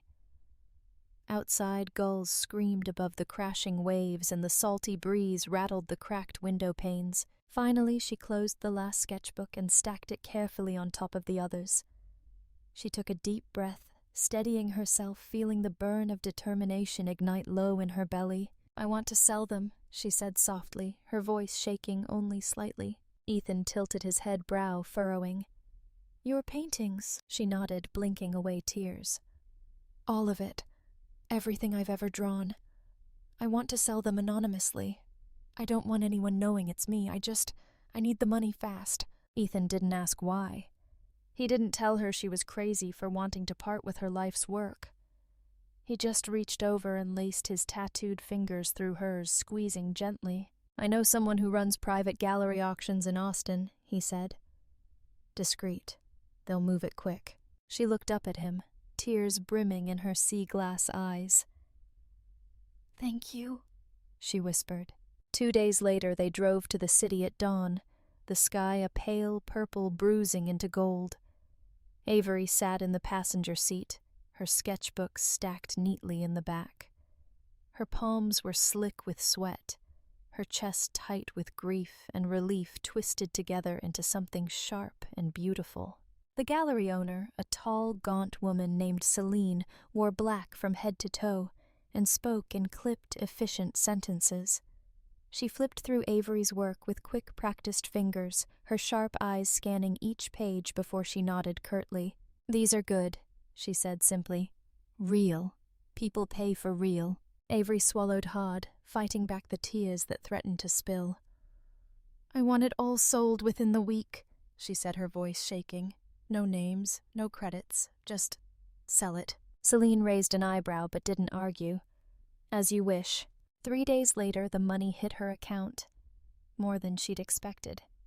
Almost $500,000. She stared at the numbers on her phone screen in the dim motel room, her breath catching in her throat. Her hands trembled so violently she almost dropped the phone. Ethan sat beside her, his heavy arm wrapped around her shoulders, grounding her to the moment. "You did it," he whispered, pressing a kiss to her temple. "You're free." But Avery shook her head. "Not yet," she said softly. The lawyer's office smelled of old leather and polished wood. The walls were lined with dusty law books and framed certificates that gleamed under the warm lamplight. Avery sat across from a woman in her 50s with iron-gray hair pulled into a sleek chignon. Her nameplate read Marjorie Green-esque. Marjorie adjusted her glasses, her sharp brown eyes scanning the document in front of her. "You're sure about this?" she asked, her voice gentle but firm. Avery nodded. Her shaved head gleamed under the office lights, the phoenix tattoo peeking above the collar of her black sweater like a whisper of flames. "I'm sure," she said. Her voice was calm, steady, stronger than she'd ever heard it before. Marjorie pursed her lips, nodding. "Very well. Let's finalize it." She slid the final draft of the will across the mahogany desk.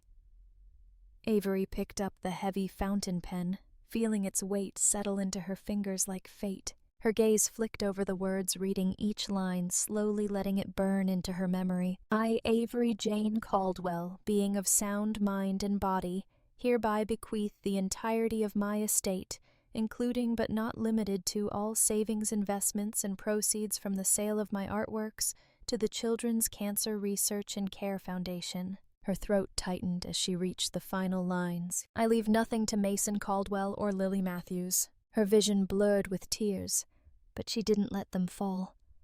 Instead, she pressed the tip of the pen to the paper and signed her name with careful, deliberate strokes. Avery Jane Caldwell. When she finished, she set the pen down and exhaled shakily, her chest trembling with something that felt like freedom.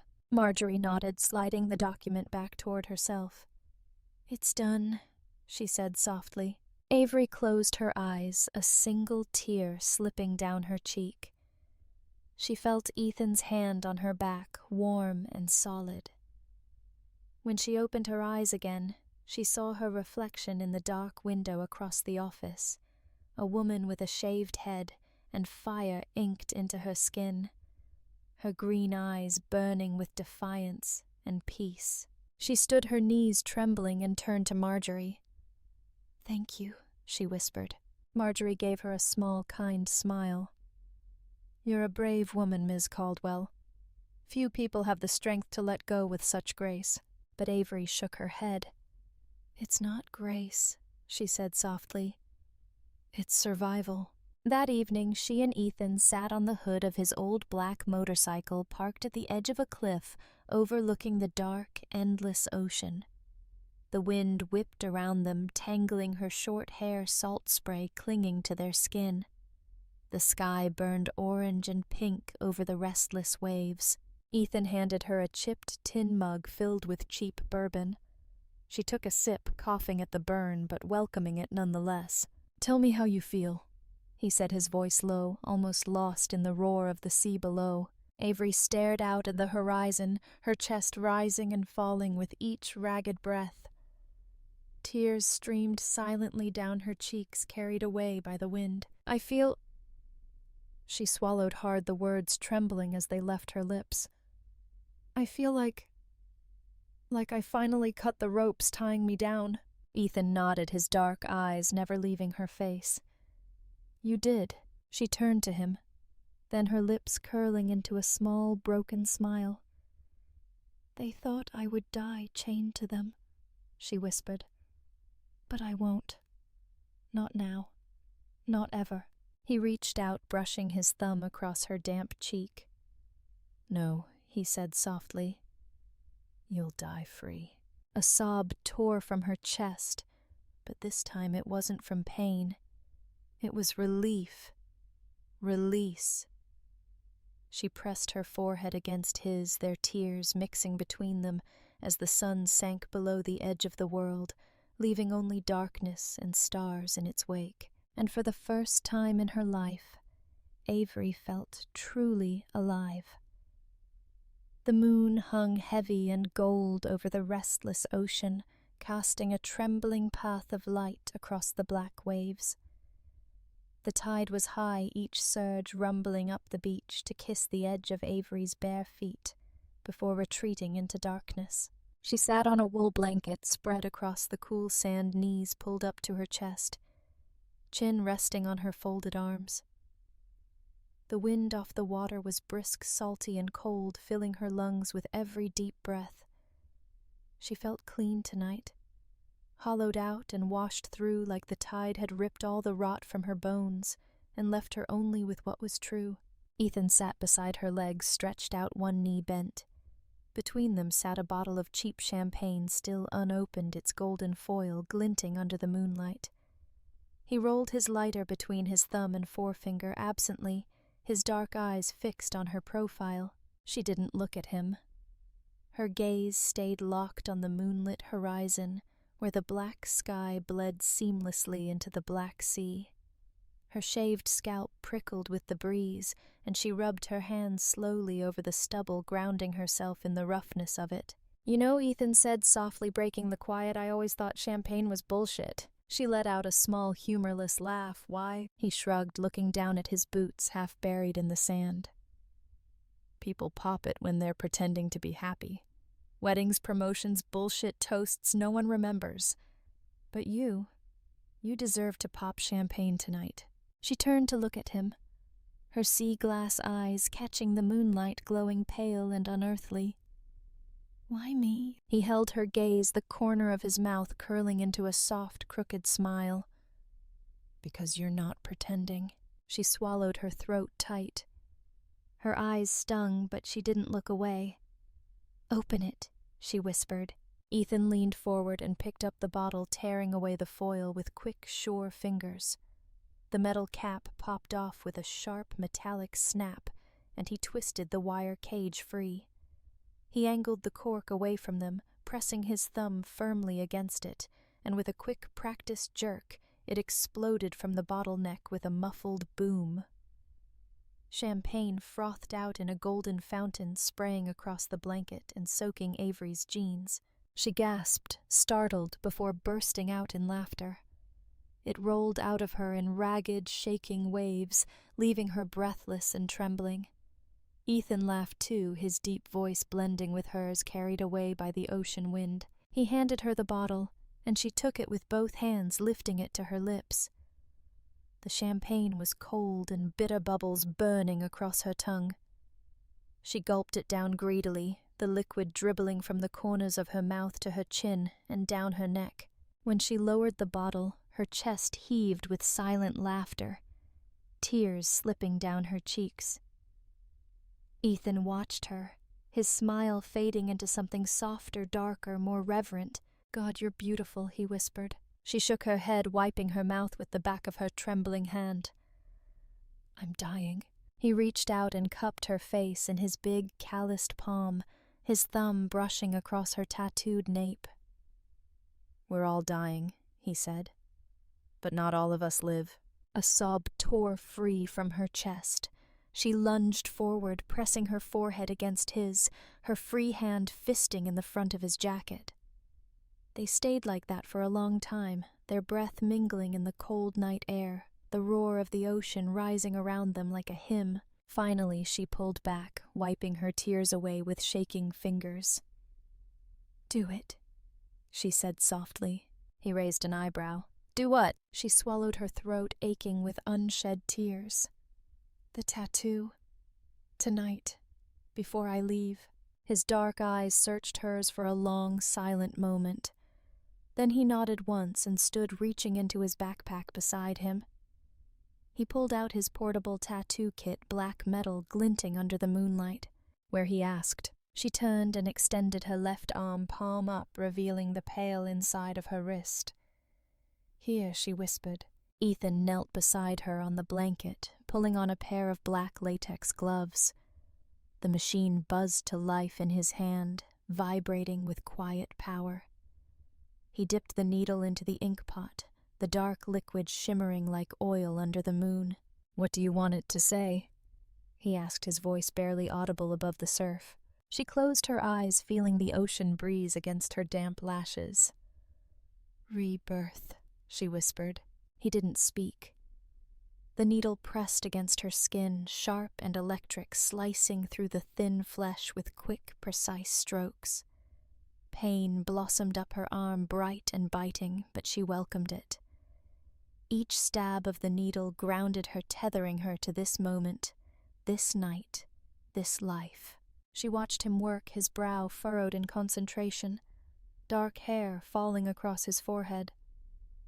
His tattoos curled down his neck and arms, shadows against his sun-browned skin. Under the harsh moonlight, he looked like something carved out of darkness and fire. When he finished, he wiped her wrist clean with a damp cloth, smearing away blood and excess ink. He turned her arm gently so she could see. There, in neat black script, just above the blue river of her veins, was the word rebirth, her vision blurred with tears. She reached out and cupped his jaw in her trembling hand, her thumb brushing across the rough stubble. "Thank you," she whispered, her voice breaking. He turned his head and pressed a kiss to the inside of her wrist, right over the fresh ink. His lips were warm and gentle, lingering there for a long, silent moment. When he pulled back, his dark eyes glistened with something raw and unguarded. "No matter what happens tomorrow," he said softly, "this will always be true." She nodded, swallowing past the tightness in her throat. "Tomorrow," she whispered.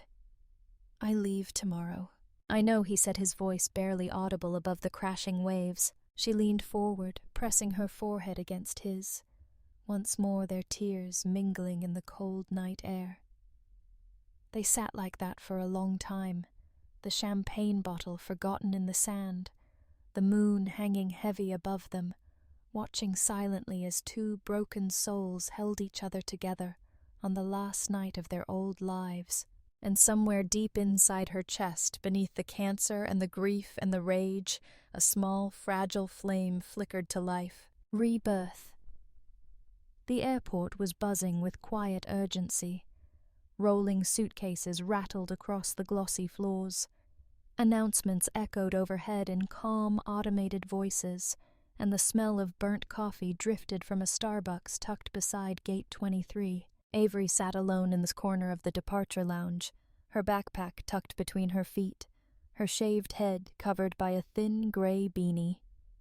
She wore Ethan's old leather jacket over a black t-shirt and jeans, the cuff of her left sleeve pushed up to reveal the fresh tattoo on her wrist, rebirth. She traced the letters with her thumb, feeling the sting of tender skin.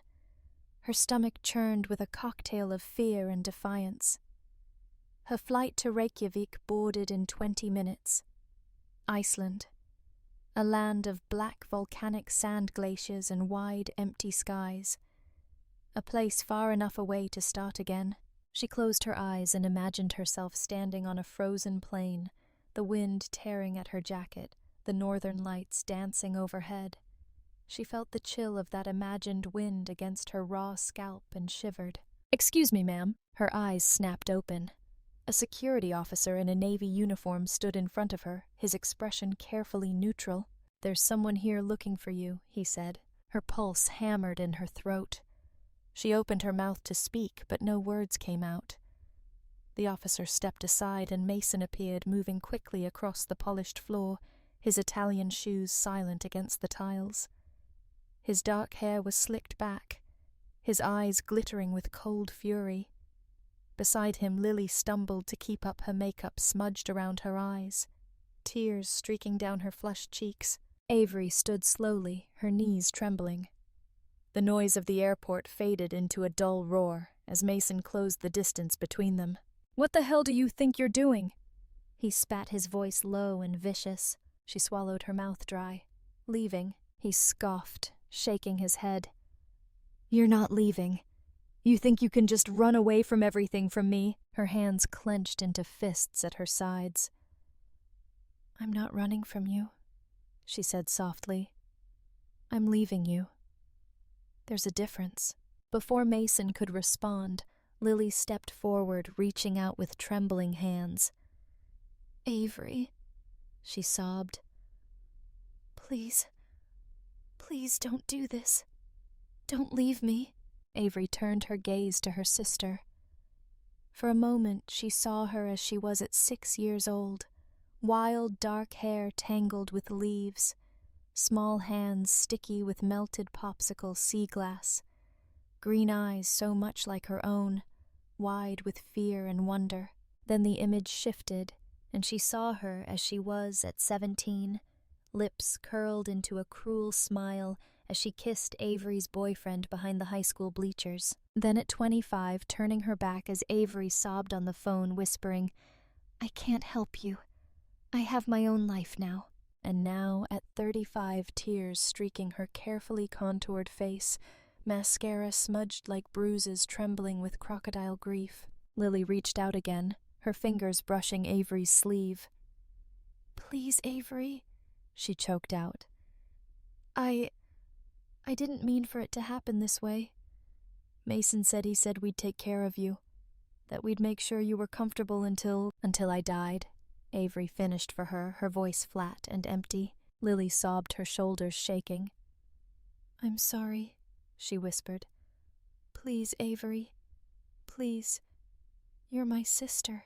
Avery stared at her, feeling nothing but a quiet, yawning emptiness open up inside her chest. She took a step back out of Lily's reach. "No," she said softly. Her voice was calm, final. "I was your sister. But you've been dead to me for a long time." Lily let out a strangled sob, collapsing forward onto her knees on the polished tile floor, her tears splashing onto her designer jeans. Mason grabbed her arm, yanking her roughly back to her feet. His eyes burned into Avery, sharp and cold as surgical steel. "You think this is over?" he hissed. "You think you can just walk away? You're dying, Avery. You're weak. You can't survive without me." She lifted her chin, her sea-glass eyes clear and bright under the harsh fluorescent lights. "Watch me," she whispered. His jaw tightened, a muscle twitching near his temple. For a moment she saw the flicker of something behind his cold anger fear. Then he turned, dragging Lily away down the concourse, their footsteps echoing against the high glass windows. Avery stood alone in the emptying lounge, her knees trembling, her chest heaving with silent sobs. Tears streamed down her cheeks, hot and bitter, but beneath the grief, beneath the ache of betrayal and loss, a small, fierce flame burned bright and steady. She wiped her tears with the heel of her hand and picked up her backpack. As she walked toward the boarding gate, her phone buzzed in her pocket. She pulled it out and saw a text from Ethan. "Breathe, Dragon Girl. You're almost free." She pressed her fingers against the screen, holding it tight to her chest. Then she lifted her head, straightened her shoulders, and walked forward toward the gate agent scanning tickets. "Passport, please," the woman said, smiling politely. Avery handed it over, her hands no longer shaking. As she stepped onto the jet bridge, the cold blast of recycled airplane air hit her face. She inhaled deeply, tasting metal and oil and something else, something like possibility. She found her seat by the window, slipping her backpack under the seat in front of her. As the plane taxied down the runway, the engines roaring to life, she pressed her forehead against the cool glass. Outside, the lights of the terminal blurred into streaks of gold and white against the dark.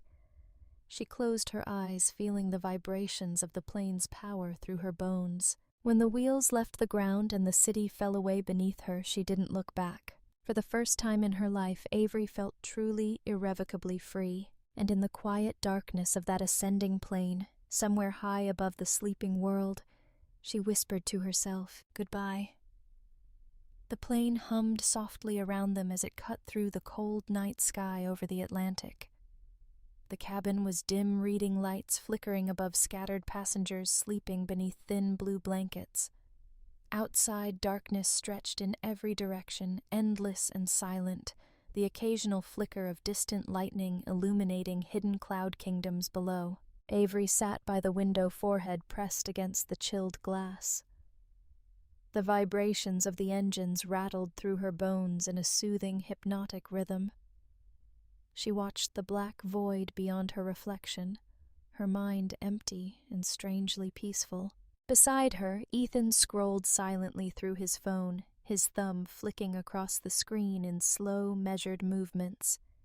He wore a gray cotton hoodie, the sleeves shoved up to reveal the swirling tattoos down his forearms. The reading light above them cast deep shadows across his sharp cheekbones and hollowed eyes. She glanced over at him, noticing the small smile curling at the corner of his mouth. "What is it?" she asked softly, her voice hoarse with sleep and recycled cabin air. He didn't answer right away. Instead, he turned the phone toward her, the screen glowing bright in the dim cabin.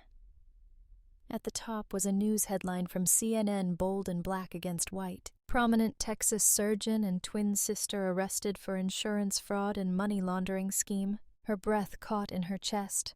Her eyes flicked quickly across the page as he read aloud in his low, gravelly voice. Mason Caldwell, 38, a respected transplant surgeon at St. Mark's Medical Center in Austin, and his sister-in-law, Lily Matthews, 35, were arrested late Tuesday evening by federal authorities on multiple charges, including insurance fraud, embezzlement, and money laundering through illegal underground casinos. Caldwell is also under investigation for suspected forged medical documents related to life insurance policies on his estranged wife, whose name is withheld due to medical privacy laws. He paused, glancing sideways at her. The muscle in his jaw twitched. "They're calling you his estranged wife," he said quietly, "but that doesn't even come close to what you are." She didn't respond. Her chest felt tight, her lungs refusing to expand. She read the lines again and again, her vision blurring with silent tears. Ethan continued reading, his thumb scrolling slowly down the page. The fraudulent activities were uncovered after an anonymous tip to the Texas Department of Insurance prompted a federal investigation.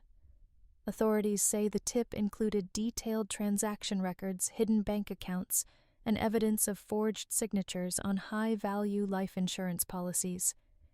According to prosecutors, the suspects laundered over $2 million through offshore shell companies and illegal poker operations based in Nevada. He stopped again, his dark eyes flicking up to study her face.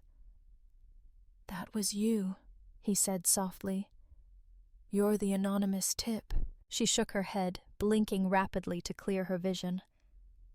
"No," she whispered. That was survival. Ethan's thumb brushed gently over the fresh tattoo on her wrist, tracing the letters one by one. Rebirth. He turned back to the phone and continued reading, his voice low and steady, blending with the quiet roar of the plane. "If convicted, Caldwell and Matthews face up to 20 years in federal prison for conspiracy to commit insurance fraud and money laundering. A court date is pending. The Caldwell family and St. Mark's Medical Center declined to comment." He let out a soft snort. Of course they did. Avery sat very still, staring at the glowing screen, her mind blank with shock. She imagined Mason sitting in a cold metal chair under fluorescent lights, his tie discarded sleeves rolled up, handcuffs clamped tight around his wrists. She imagined Lily's manicured fingers trembling as officers led her down courthouse steps in an orange jumpsuit, cameras flashing like lightning in a summer storm. For a long time she felt nothing, just silence, just emptiness. Then from somewhere deep in her chest a soft sound escaped, a quiet, trembling laugh. Ethan looked at her sharply, eyebrows furrowing. "What?" She pressed her palm to her mouth, trying to muffle it, but the laugh broke free again, ragged and broken and wet with tears.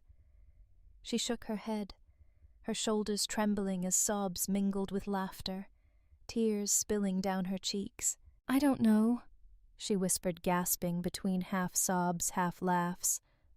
"I don't know why I'm laughing." Ethan reached out and pulled her into his chest, wrapping his arms tightly around her.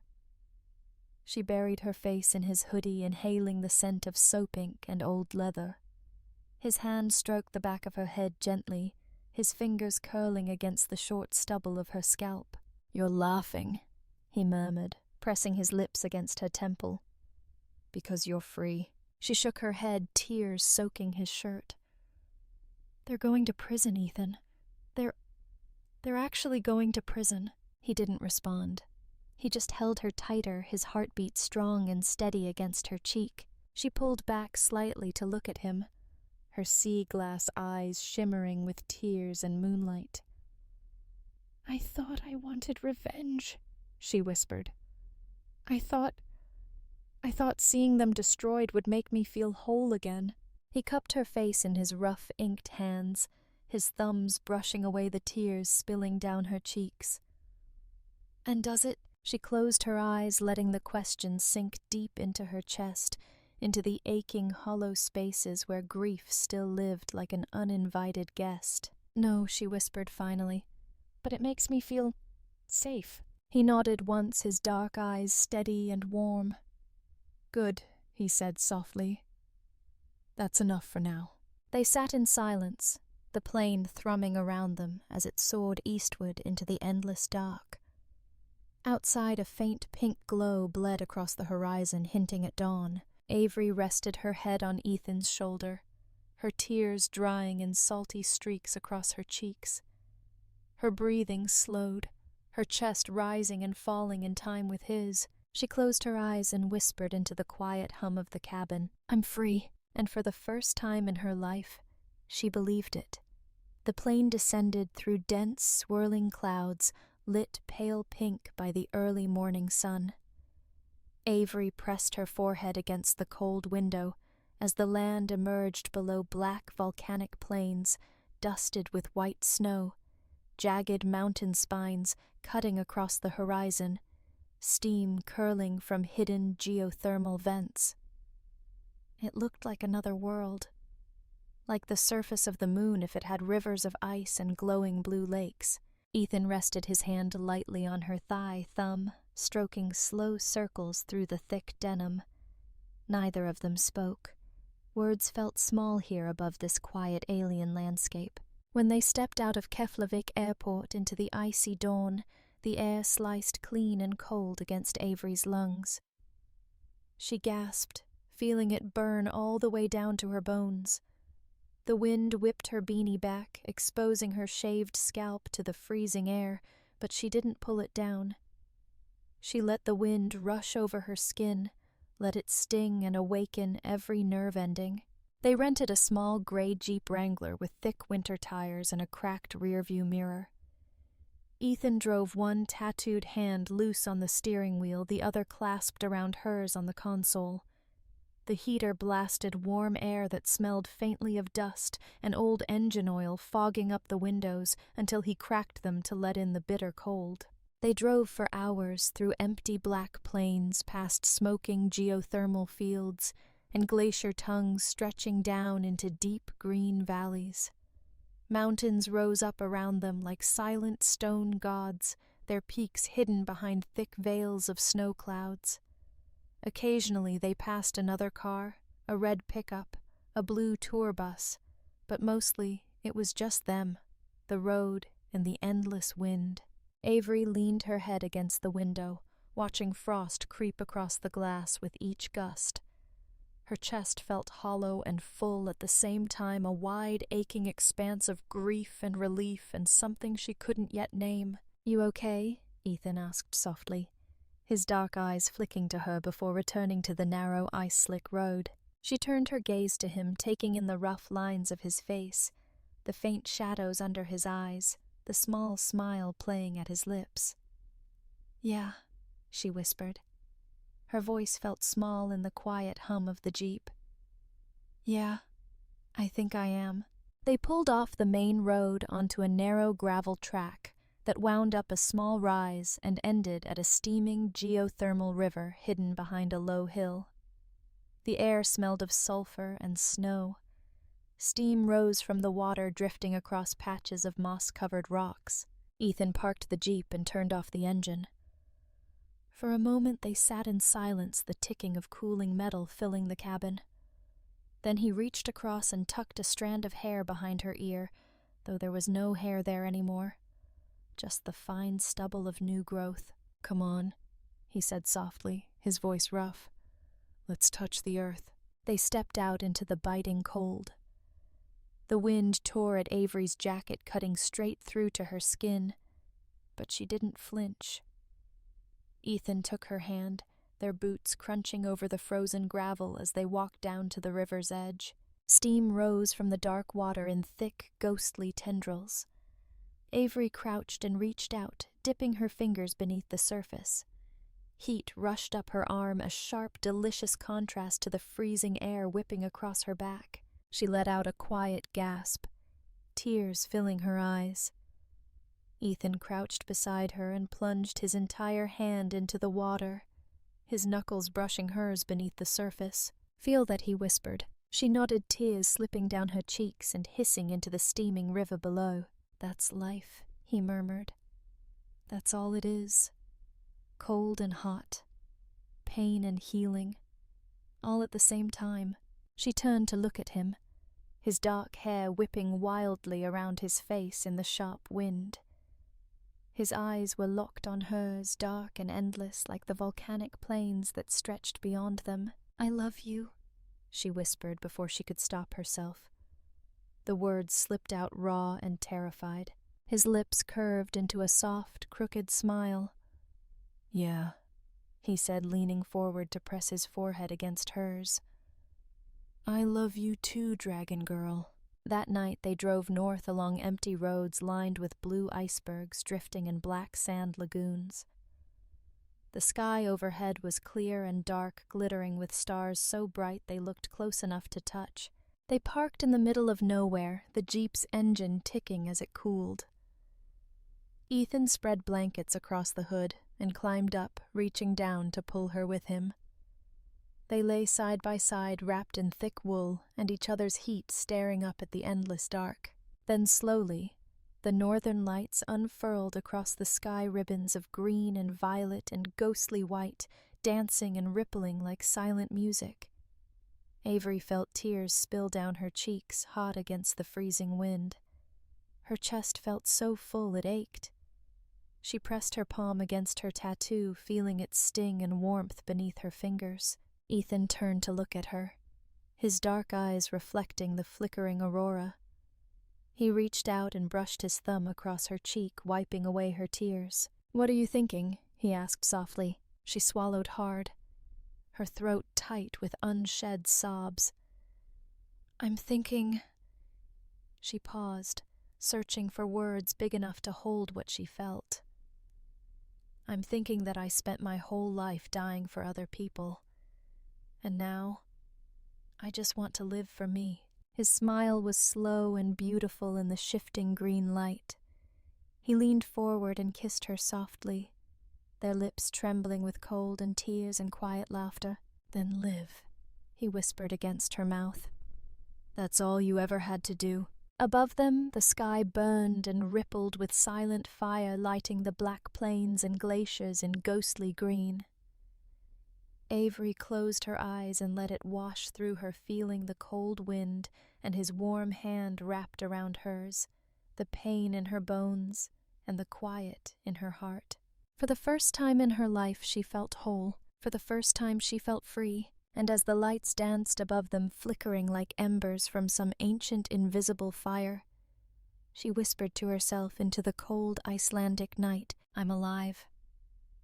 The hike up the volcano took hours.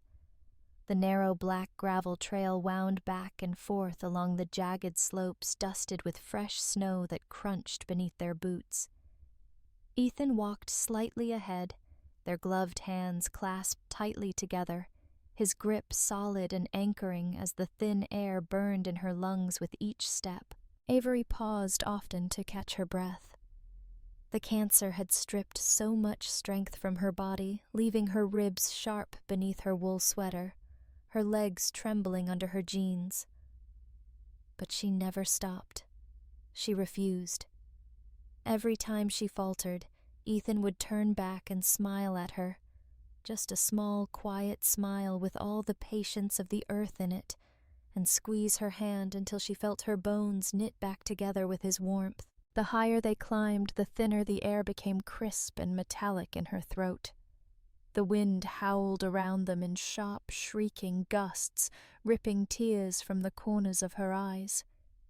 It tugged at her beanie until she pulled it off and let the icy wind rush over her shaved scalp. The pain was sharp at first, like knives scraping across her skin. But then it became something else. Cleansing. Awakening. Finally, just before dusk, they reached the summit. The crater yawned wide before them, a deep bowl of black rock stained with sulfur and streaked with veins of iron-red ash. Steam rose from vents along the inner rim, curling into the darkening sky like ghostly prayers. The horizon burned with the last pink-gold rays of the sun, casting the snow into rose-tinted shadows. Avery stepped forward until her boots crunched at the very edge of the crater. The wind tore at her clothes, pressing the thick wool to her thin frame, tugging tears down her cheeks faster than she could wipe them away. She closed her eyes, and she breathed. Deep, ragged breaths that pulled the freezing, sulfur-scented air into the deepest hollows of her lungs. Each inhale burned, each exhale set something free. Behind her, Ethan watched in silence, his broad chest rising and falling with his own labored breaths. He didn't call out to her. He didn't reach for her. He just stood there and let her take this moment for herself. Avery lifted her arms slowly, spreading them wide against the howling wind. Her fingertips trembled in the cold, the fresh ink on her wrist stinging where it peeked out from her glove. She tilted her head back, letting the icy gusts whip across her raw scalp and burn the tears from her lashes. The earth rumbled quietly beneath her boots, a low, ancient hum that rose from the molten core miles below, vibrating through the stone and into her bones. She felt it settle in her chest, grounding her, rooting her to this place, this moment, this life. A sob slipped past her lips, torn away by the wind before it could echo across the crater. She smiled through her tears, her mouth trembling with something between grief and relief, pain and wonder.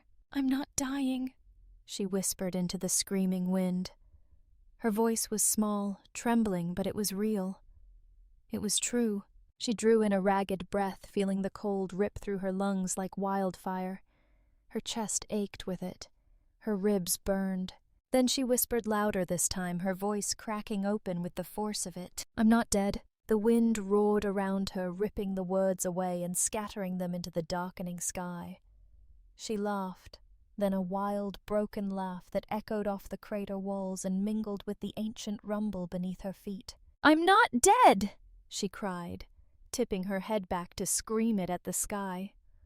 "I'm not dead. I'm alive. For the first time in my life. I'm alive." Her voice shattered in the wind, carried away into the endless blue-black above. Behind her, Ethan stepped forward. He wrapped his arms around her from behind his chest, pressing into her thin back, his warmth sinking through the layers of wool and denim and skin until it reached her bones. He pressed his lips to the curve of her shaved scalp, closing his eyes as his tears mingled with hers and froze against his lashes. She let her arms drop trembling with exhaustion and leaned back against him, feeling his heart pound steady and fierce against her spine. The last of the sun dipped below the horizon, leaving them in darkness, lit only by the faint glow of the geothermal steam rising around them. Then slowly the sky came alive. Rippling bands of emerald and violet light unfurled across the heavens, flickering and dancing like silent fire above the crater. The aurora swept from horizon to horizon, shimmering against the black dome of night in silent waves of ghostly radiance. Avery let out a ragged sob, her breath catching in her chest as she gazed up at the endless sky. Tears spilled down her cheeks, freezing against her burning skin.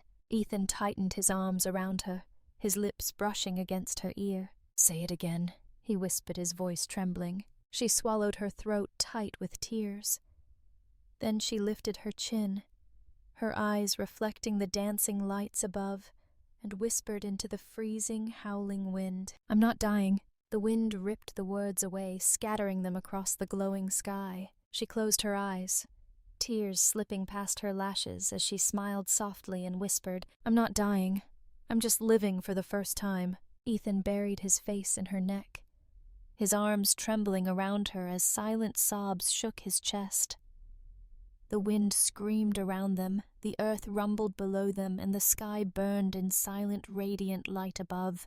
The camera pulled back slowly, rising above their small, trembling forms, standing on the black volcanic rim, arms wrapped around each other beneath the vast cathedral of rippling northern lights.